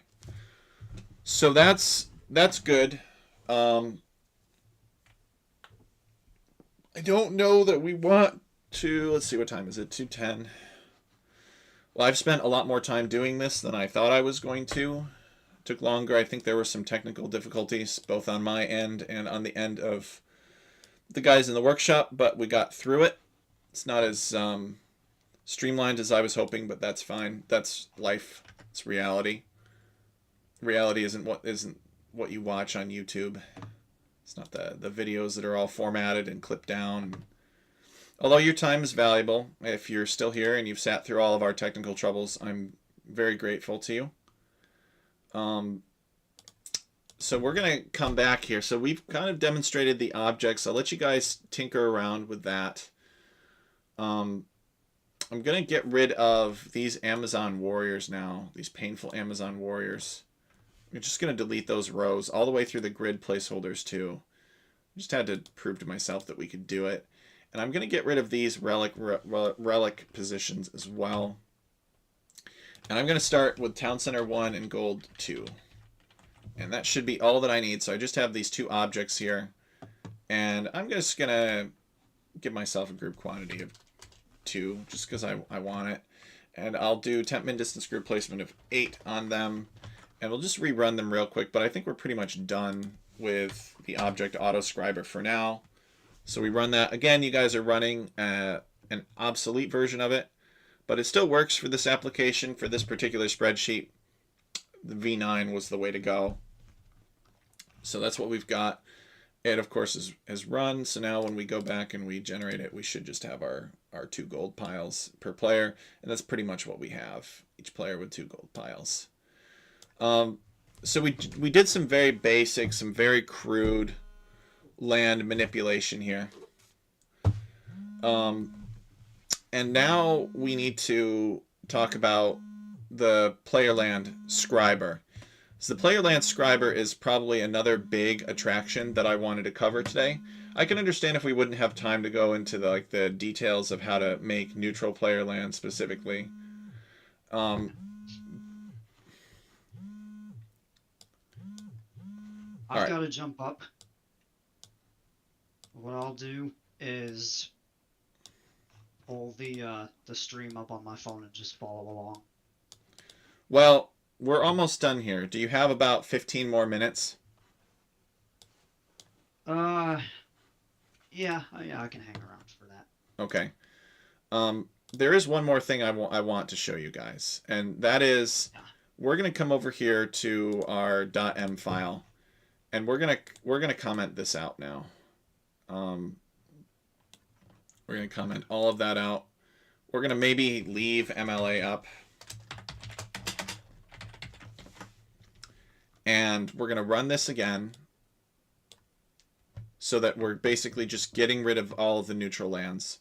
So we're pretty much back to where we started. Let's hit generate, and we confirm that, yeah, we just got these player lands. We got a couple golds here. So that's still working as intended. That's fine. Now, what we want is we want a random mound. Okay, and this mound is actually going to have most of the gold on the map. And this mound could be in this location over here, or it could be in this location over here. I don't think that we're going to have time to do both locations.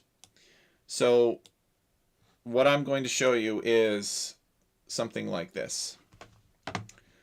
So let's come over here to our... We'll have to maybe do a sequel to this, maybe if there's demand for it. But we're just going to create a land with L, and it's just going to be a manual land. And we're going to do land position. Sorry, we're going to actually copy a lot of this stuff right here. Okay. Because it's about the right size. Terrain type dirt, base elevation. Maybe we'll do like dirt 4, DLC dirt 4. Base elevation 2, base size 4, land percent 2. And actually we're going to do base elevation of 4. Okay. So we save that, and now let's run it. Oh, before we do that, we're going to need to include the most important thing, which is land position. So we're going to say its land position is 1515. So this land is basically always going to be, and we could randomize it if we wanted to, but this land is basically always going to be on this side of the map right here. Hold on. So you're taking everything out of the land auto scribe. Yep. And do you create player lands out? Because this has to go with direct place. Right? No, we are not taking create player lands out. Not yet. Oh. So I just want to show this. Now let's say that we were going to do some object generation on this. You can do it either way, but I'm going to come back to my objects generation. And I'm going to add a row, insert rows above, and maybe delete these rows here. And I understand I don't have much time left, and I understand we spent a lot of it troubleshooting. That's life.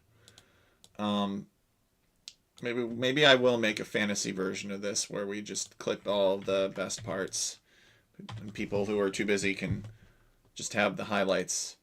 We're gonna do neutral Gaia convertible because it's gold, so you can't really convert it anyway. And all this stuff is fine. We're gonna do temp and distance group placement of 3. And we're going to have none of this object to avoid or place in actor area, but we're just going to delete that. And then we're going to specify the terrain to place on as DLC Dirt 4. What are you doing for land position? So for land position, I just used 15, 15. 15, 15. So... And that goes at the end? Yep. Or... I think pretty much anywhere, really. That line. So it's DLC Dirt 4, and this is going to be scaling type, and we're going to scale to map size. Alright, so on my spreadsheet, I've added a line for gold, and basically this is a command to put lots of gold on DLC Dirt 4, just to drive my point home. Alright, so I'm going to run that now, and we're going to confirm that it performs the object update successfully, which it looks like it has. And now when we hit generate, we're going to have a bunch of gold. All right, on this DLC Dirt 4 here. I'm not really sure what its problem is. It seems like it should be a little bit better than that. Maybe, what did we forget to do? Oh, group quantity. We just said 2. We want 9320. You go back to the spreadsheet real quick. Yep. Sorry.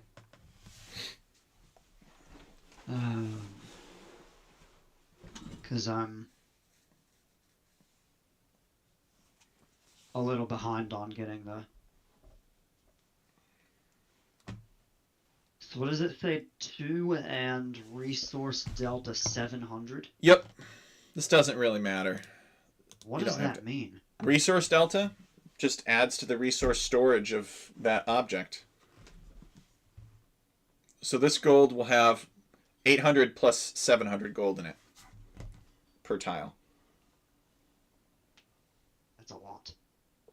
Doesn't really matter. Player assigned Gaia convertible, and that you duplicated that line. Look, this is neutral Gaia convertible at this point now. It's a neutral gold, and it's going to be on that DLC Dirt 4. That's what we're doing with that.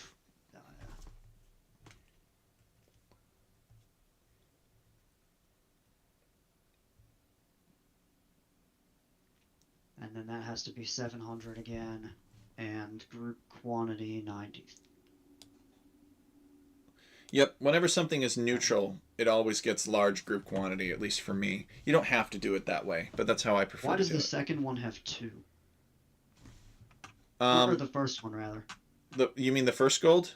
Because those are player-assigned golds. We don't want the players to have that many. We want players to be able to count how many golds they're having. Okay, yeah. Yeah, that makes sense now.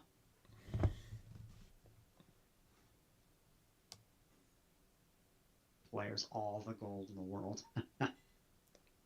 And then temp min is 8 and 3. Yep. Nothing in forest distance. Nothing on base terrain. Actually, base terrain for the second gold is DLC Dirt 4.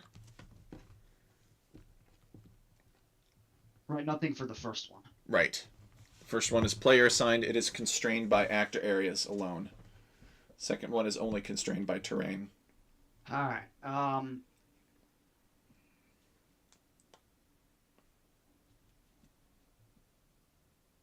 let me...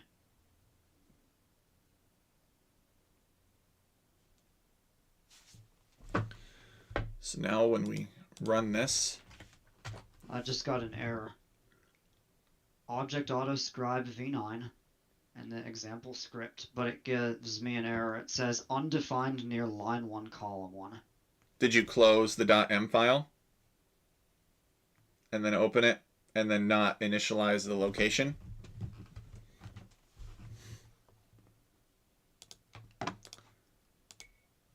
I thought I opened the M file, but maybe, yeah, maybe it's not initialized. Let me see. You always have to initialize that .m file by running it before you can run the object auto scriber. Oh, okay. Otherwise, the object autoscriber will not be able to find the script properly. And even in Jasuni's case, there were multiple scripts in the same folder, so the object autoscriber could not identify which one was the correct one. Maybe that's something that I can do to improve it. But for now, those 3 files have to be in the same folder, and they need to be the only files. Although you could have an archive folder within that folder that has old stuff in it. Alright, let me see here.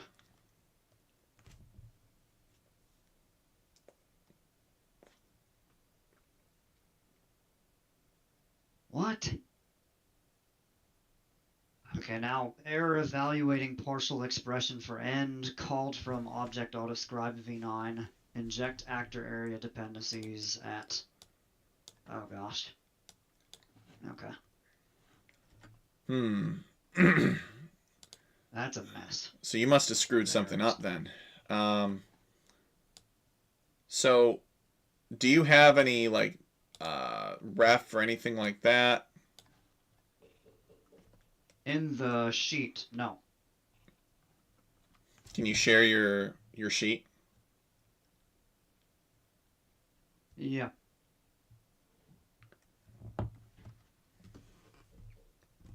How are you, Jasuni? Did you get the gold on DLC Dirt 4? Haven't tried yet. What have you been doing?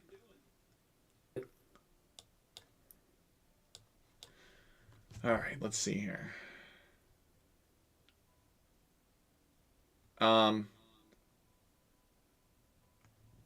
Cookie Pirate's numbers, let me compare them to mine. So Cookie Pirate, you've still got that off-grid in between Town Center and Gold. Yeah. I don't. So you're getting rid of that. So it's Town Center and then Gold and then Gold. That off-grid 647 is not needed anymore. You can just delete that row. Yeah, okay. So then the row 1 should be this one. Yep. And delete Yep. that row. Now try. Maybe you had some bad act area leftover Looked good. references. Alright, now it's not opening Excel. I think closing it out and reinitializing it, the file, is what solved that. All right. So did you get the gold on all the DLC Dirt 4?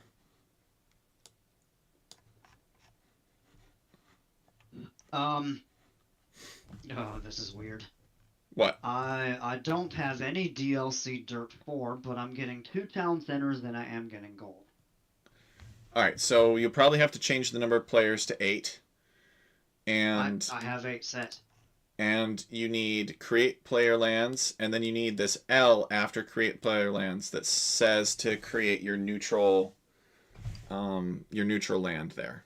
And we're not making that with the automatic land creation. We're just doing this real fast and dirty for the purposes of an example. Oh, you know what? Probably it automatically gave me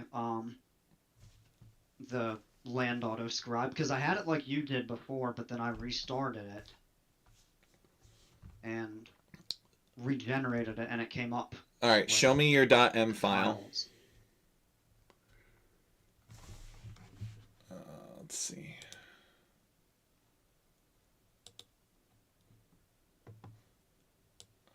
Yes, I didn't change this out.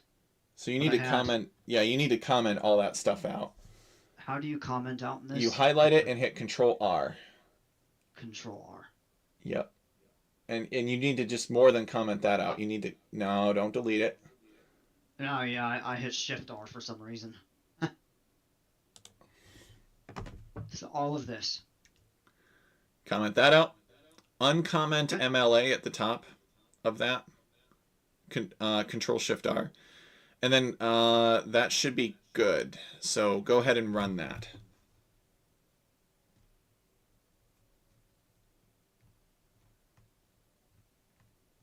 Yep. All right, so it compiles properly, and now generate the script.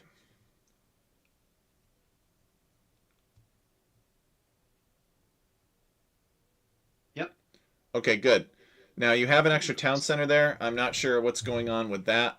You probably have the extra town center in your object generation, perhaps. Oh, Yes. yeah, up here. Get rid of that. And then place that neutral land at position 1515. I don't have the neutral, so I just have to... I had it, and then I think it erased it. So you just copy the create player lands, get rid of the circle radius, and replace it with the land position. It should just say create land, though, right? Yes. Create land, terrain type, DLC dirt, 4. Get rid of the circle radius, and change it to land position. Of 1515. 1515, that's right. Let's give it a go. Hey, there we go. Okay. So, let me ask a question of you guys. Let's do a few generations and tell me whether or not this is acceptable as an AOE2 competitive map. Oh, 100% no. Why not? Because look at where the big clump of gold is. It's heavily biasing in mine it's gray and blue. So the two leftmost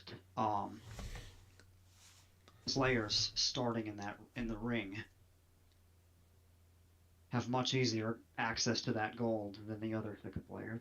Well, it's not just about the players, it's about the centroid of the team. So on mine, the centroid of this team is about here, and the centroid of this team is about here. But there's nothing stopping one team from completely blocking off this gold from the other and have them being in the back. It may become more obvious if I increase the radius, the circle radius, to maybe like 35 or something.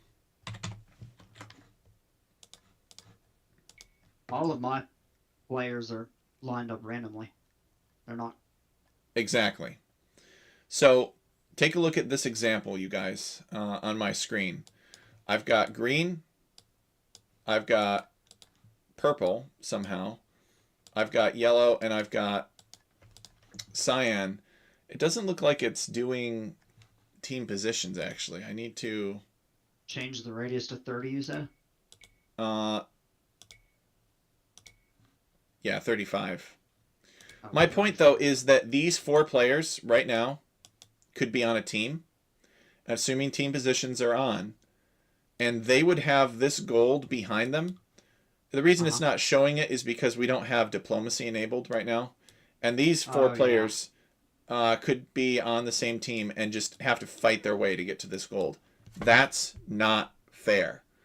And one of the big limitations is that although you can add a lot of lands and you can do a lot of things, we could even make it so that this gold was like random, and it could sometimes end up over here and sometimes over here, wherever. But this is not acceptable. Even in a case where there were 2 golds across from each other, it still may not be acceptable. It would depend on the orientation of the team. Right. So it could be, and then it might not be the next generation. Standard maps get around this by having more of such neutral features symmetrically placed across the map. Can anybody think of a good example of a map that exploits that everybody raves about? It's like an amazing map, everybody loves it, but it's super simple. And they don't solve this problem, really. All they do is place a large number of these neutral land features symmetrically across the map so that everybody has an equal shot. Can anybody think of a map like that?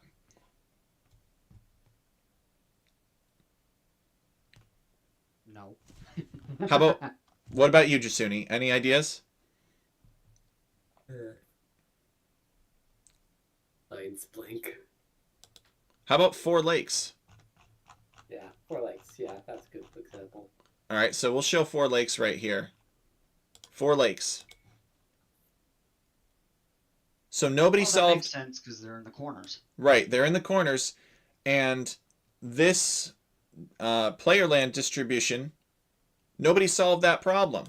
They just said, well, okay, whatever orientation it is, chances are there's going to be a lake that's close enough for everybody. And therefore everybody will get the chance to fish. It'll be fair for the teams. They don't actually solve the player placement problem. I have solved that problem, and I want to share that solution with you guys. So we're going to go back to, because I think this is kind of the last big thing that I want to cover. And there's more advanced methods than this, but this will get the basics out of, you'll get the basics out of what I wanted to cover today. I really appreciate your guys' time.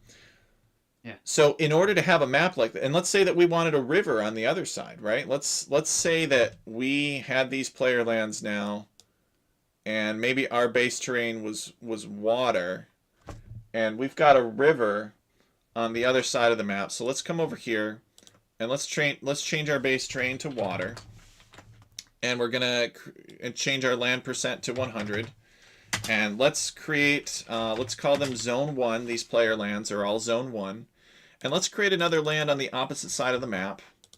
And let's call that 85, 85.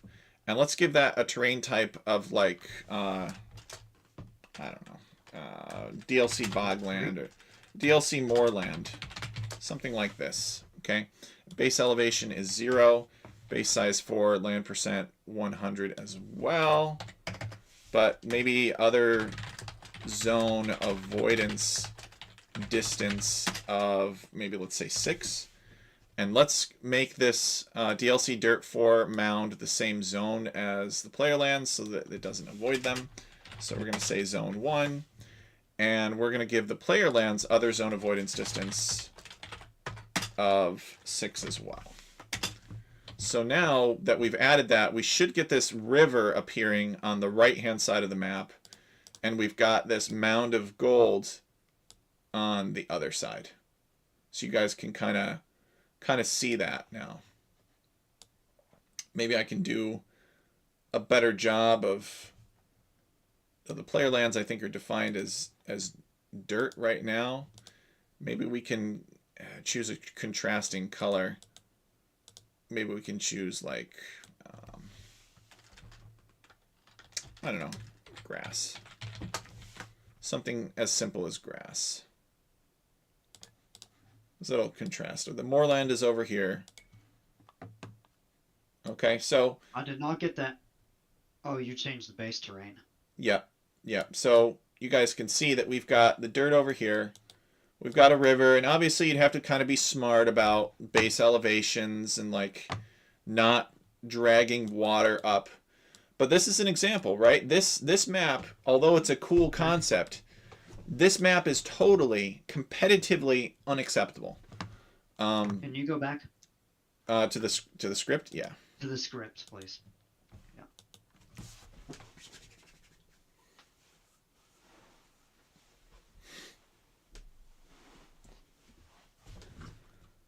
I'm gonna set really the need to play. jump off here in a minute.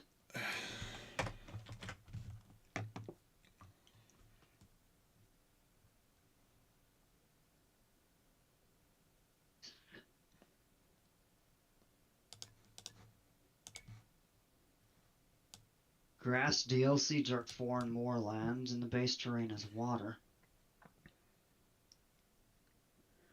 Yep. So we got this river here. We got this mound of dirt over here. And for whatever reason, we'll have to be a little bit careful and do some terrain cleanup. But yeah, this is the idea. I'm not getting that though. You're I'm not not getting a river. I'm getting moats around every player town center. And all right. You need to give the players zone 1. Did you do that? give the player lands zone 1. Yep. All the player lands are the same zone, and DLC Dirt 4 is also zone 1. Okay. The player lands need other zone avoidance distance of 6, which you probably got. The DLC Moorland needs other zone avoidance distance of 6.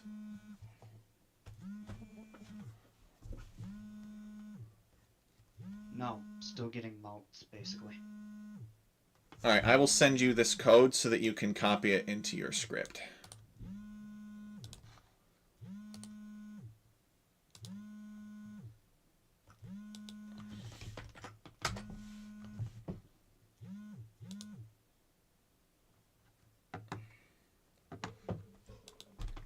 Okay. So you should be able to copy that into your script. There's probably some small thing that you are missing. So let's, once you've recreated this unacceptable map, we'll show you the hybrid random direct placement method.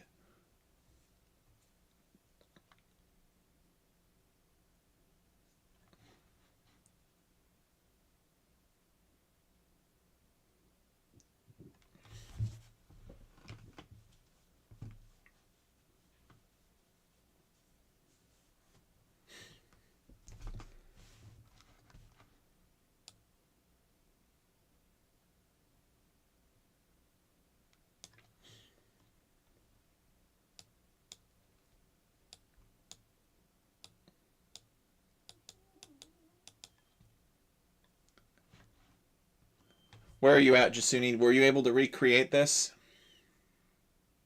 With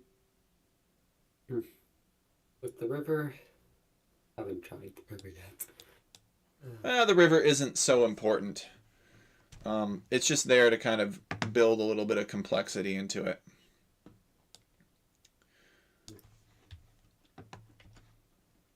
So now we're going to come up and we're going to uncomment some of this stuff here.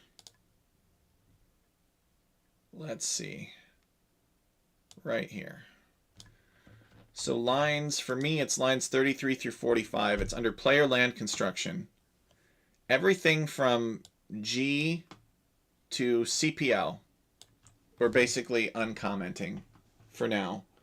And we got to go in there and work on it a little bit. 33 to 45. For me, it's G to CPL. Yep. So Cookie, did you get the river? I did. Okay, good. I think that we're almost done then.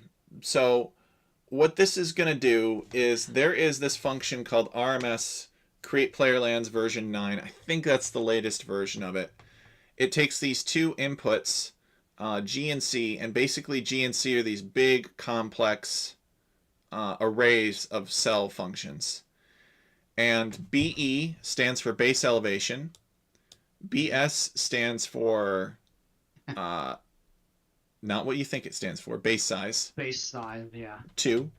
Number of tiles, we're going to set that to 14400. So it tries to occupy the entire map. ZA is zone avoidance. What do we need for zone avoidance for these? I think we need 6, right? Yeah, that's what we set. And then delta is equal to 0. Delta is the slop. I actually think it's a little bit more advanced than that. Yeah, this doesn't look right. So I'm going to click on the function. I've got the cursor blinking. I hit control. I hit open, actually. Edit. What was NT? NT is 14400. Wow, okay. Okay. So we want it to try to take up the majority of the map. I'm just reviewing here to make sure that I remember correctly.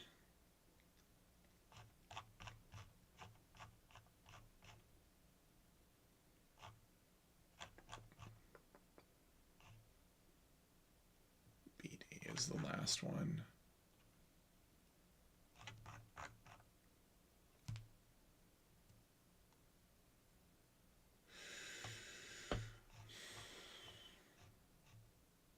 And it's part of the C argument. Zone avoidance. Oh, BD is just borders. All right, so ZA for zone avoidance is by default 0. But I'm pretty sure that I've set this up a certain way.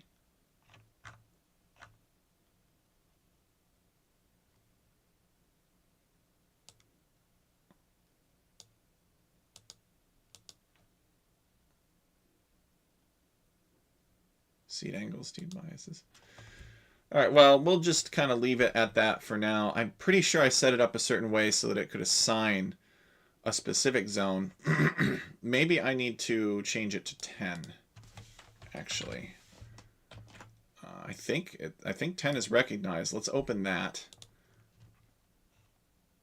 Aha! Yes, here we go. So C has zones and then their avoidance values. Yes, that's what we want. So we want number 10. And the third argument for that, let's close this. It's the third argument in C.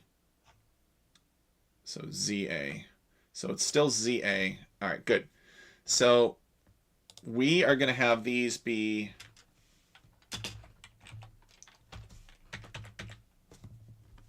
six. And what zone did we call them? Zone 1, I think. Yes. Yeah, zone 1. So we'll try that. 1 comma 6. And if that doesn't work, then we'll have to expand this, and we may need to do all 8 entries. And then the mathematics of it are kind of what's above. So the player radius we're just going to set at 35. So that's what it was. The eccentricity we're going to set at 0 because we don't want it to be elliptically shaped. The team biases we're going to set at 0. This would basically pull the players toward the center of their own teams. These right here are like the offsets that the players are from angular distance to the centroid of the enemy team. So on average, you're going to be 180 degrees away from your enemy team, but it could be anywhere from 175 to 185. And basically any possibility that you want, you can just specify in there, and it will do that. And then we're going to execute it in RMS CPL v10, and it's going to return CPL. And then we're going to need CPL somewhere specified in here. So we're going to, after dynamic list, we're going to type little c, little p, little l, and then put the semicolon and then save. And now when we try to run it, it should run. It'll calculate all of the possible player lands corresponding to these angular clockings that we specified in biases and radii and such. And yep, Z is too small. So we're going to copy this down here. And we're gonna say that this is 1s 8 comma 1, and we're gonna say 6 times 1s 8 comma 1. And so what this will do is this will generate a vector that is all 1s, but it has 8 rows in 1 column. And this will generate a vector that's all 1s with 8 rows in 1 column, but it'll multiply it by 6, so it'll become 6s. So we'll have ZA of the proper size now. So now when we paste this down there, we should get, yeah, zone 1 with an avoidance of 6 for other things. Because I remembered, I was pretty sure I upgraded that. Just wasn't sure what the interface is because I don't use it every day. So now we run, it says the run is executed. We should be able to go into the file now, and you can see that it's written a ton of junk down here. And this is all beautiful stuff. This is all for random player placement. So the way that they would solve a problem like this in Age of Empires is some map scripter would be like, okay, well, I'll just put 1 player up here and 1 player down here, and I'll be done with it. But what I'm giving you the ability to do is basically ensure that the players are always symmetrically distanced from the gold and from the river. So now when we hit generate, we should have a player configuration that assures that, although we're actually creating 2 player lands. Oops. And I also need to fix a couple of things. So the first thing that I need to do is I need to get rid of this player lands here that is random. We'll keep the neutral lands because we need that. We'll also come up here and we'll get rid of random placement and we'll replace it with direct placement. So that's what we need. Because we are directly placing where the players are. So now, when we generate again, we should get something more reasonable. Okay, so this is better, but it's still bad because this is the wrong clocking orientation. So we need red and gray, who are in opposite teams, to be symmetrically distanced from this gold. And we need blue and orange to be symmetrically distanced from kind of the center of where this river is. And this river could be improved with more lands, blah, blah, blah, blah, blah, or a larger base size, which we could do. So let's come back here and see if we can operate on that a little bit. Back to our script file. And we've got the clocking. Where is that being specified? Well, I don't think that we are actually specifying. Well, we have to specify it somewhere. So we've got offset. Where is our seed angle? That's what it would be called. And it would be a geometric argument. So I don't see it. Maybe we have to specify it. Well, anyway, let's change the base size of these to something more reasonable, maybe like 6. And we're going to change the base elevation to 0 because we need that anyway. And the delta I will explain later, but that's basically just slop. It's how much variation we want to give in it, which sometimes these maps are too complex for you to be able to afford that. And then V10, let's see, for geometry-wise, you specify the radius first, the offset to the flank to pocket offset. So the seed angle is really the next argument that we need. It's assuming 0. So we're going to just declare a seed angle somewhere in here. Where are we actually declaring G? Oh, well, snap. We're not declaring G anywhere. We look for G. It's only in one place. It's not even defined. So we're not even using these variables here. So we're initializing it and we're clearing it, but we're not using it. So let's come down here and let's make sure that G is declared. And we need to put, what was the order?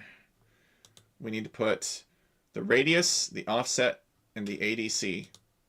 So radius, I believe that's just, where is it? Adaptive player radius. We're just going to say PLR. Player radius.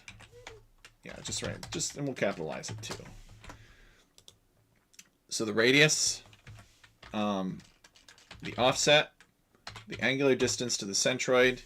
I guess we'll just get rid of this team bias because it makes assumptions if it doesn't have the input. We'll get rid of the eccentricity because we're running out of time to talk about it. And then the last thing that we need to include is the seed angle because we're going to assume the centroid's at 50-50. So the seed angle we're going to say is 45 for now. This could be wrong, but if it's wrong, we'll just change it. It'll be fine. Oops. So we need to be a little bit more respectful of the input format for these things. It's semicolons and seed angle, and then we need them inside of these cells, these squiggly brackets here. Just like that.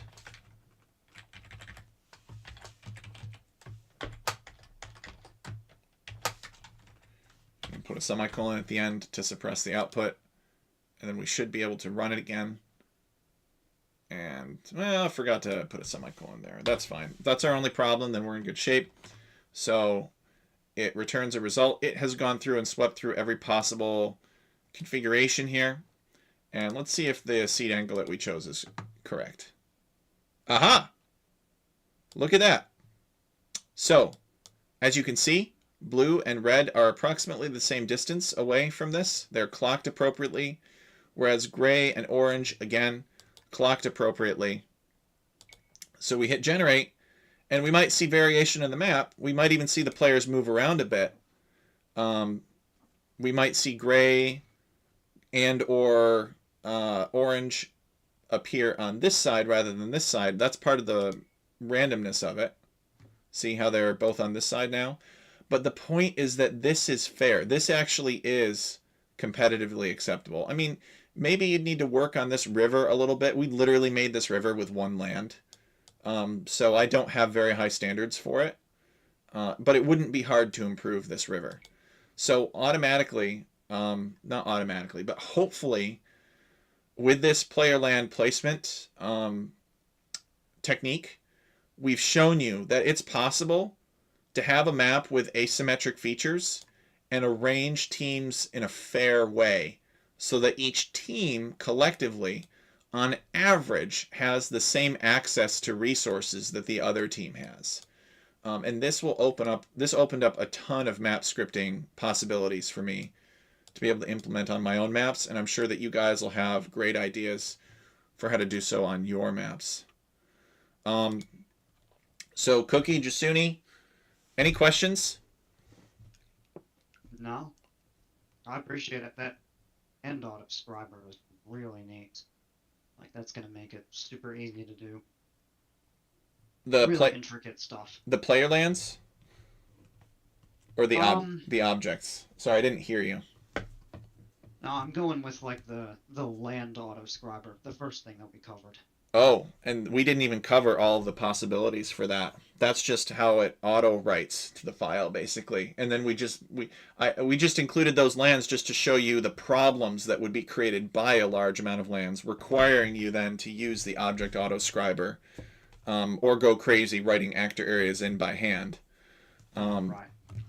So it's all here, right? We covered general stuff where we show you how to write lands in general and in large quantities quickly and easily. We showed you how to deal with the fallout, that the implications on the adverse effects on object generation from that, because objects were not really meant to be generated when there were that many lands. So we showed you how to overcome that challenge. And then we showed you if you've got some kind of asymmetric land distribution, whether or not you personally like manually program that in, like what we did, or whether or not that's the result of compilation and automation and programming. We showed you a way of arranging players fairly to be able to account for that. So I understand that access to the programs is valuable, but also my expertise. I have experience. I developed them. I admittedly did not develop them with the intention of sharing them, so they are very poorly documented and commented. So I want to make sure you guys know that I am available to answer any questions you might have or help you achieve features that you're looking for to use the software. If you think that there's something that you want to do but you don't know about whether or not the software can do it, I'm telling you there's a very good chance the software can do it, and we just didn't get the chance to cover it today. So I really, really appreciate you guys' time being here. And I know that it's hard to keep up with everything, and there are technical problems to overcome, and people like getting set up or, getting immersed in this little universe that I've created and that I hope that we'll continue to build together.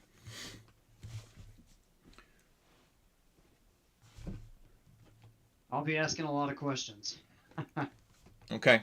Look forward to it. I appreciate it. Thanks for sharing the stuff. Yeah, no, thanks guys for coming. Jasuni, likewise, if you've got any questions, feel free, because we want you to be able to make whatever you want with this kind of stuff. We need you. We need your guys' help on Alchemy League.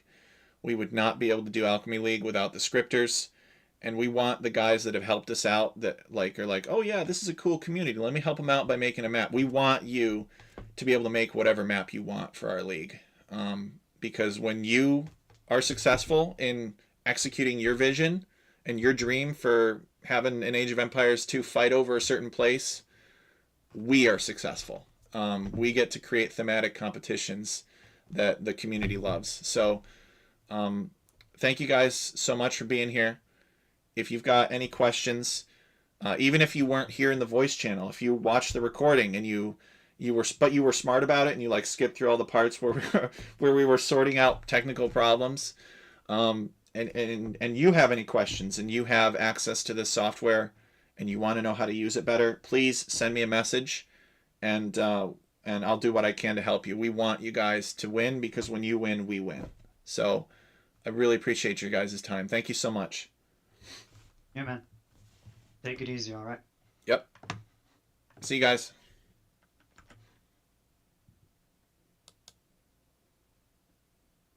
All right, guys, so thank you very much for all those who tuned into the stream. A lot of people are going to be taking this in at their own pace, and I think I did go kind of fast toward the end. I realize it's a long video, and I realize a large portion of that video is like, why is it not doing what it's supposed to? That's part of life. Life is complex. There's challenges. There's all kinds of technical problems. Everything's got to be spelled out in detail. But if you can get through that, I just wanted to try to prove to you today, in what's coming up on 4 hours, that we can make anything. We really can make anything. There's some decent custom maps that they have at like high level Age of Empires, but I am not exaggerating when I say that our community has maps that are without equal, that like can't be made anywhere else. I am not just making stuff up for marketing purposes. It's real. Nobody else has time to do this manually, and nobody else has a program to automate it. The closest thing is Madlands, as far as I know. Maybe some other people had something kind of close for player lands, but this is some advanced stuff. We're always looking for more people to help coordinate with it. Would love for people to get to know us, and for us to get to trust them, and to develop that relationship, and for us to take it to the next step and give them the ability to pretty much make anything. So really appreciate you guys coming here. I've learned a lot from building these over the past few years. It was not easy, and it's pretty bad code by coding standards. So I'm sure that as we get more talented coders in, the quality of that coding will improve. But it'll work for now, and I'm really excited to see what our scripters come up with for future seasons of the league, because I know that they'll be able to take these tools and make some awesome stuff. So thanks, guys. Any questions, let me know. Reach out to me on Discord. Love you guys. Thank you so much for being here, and I will catch you later.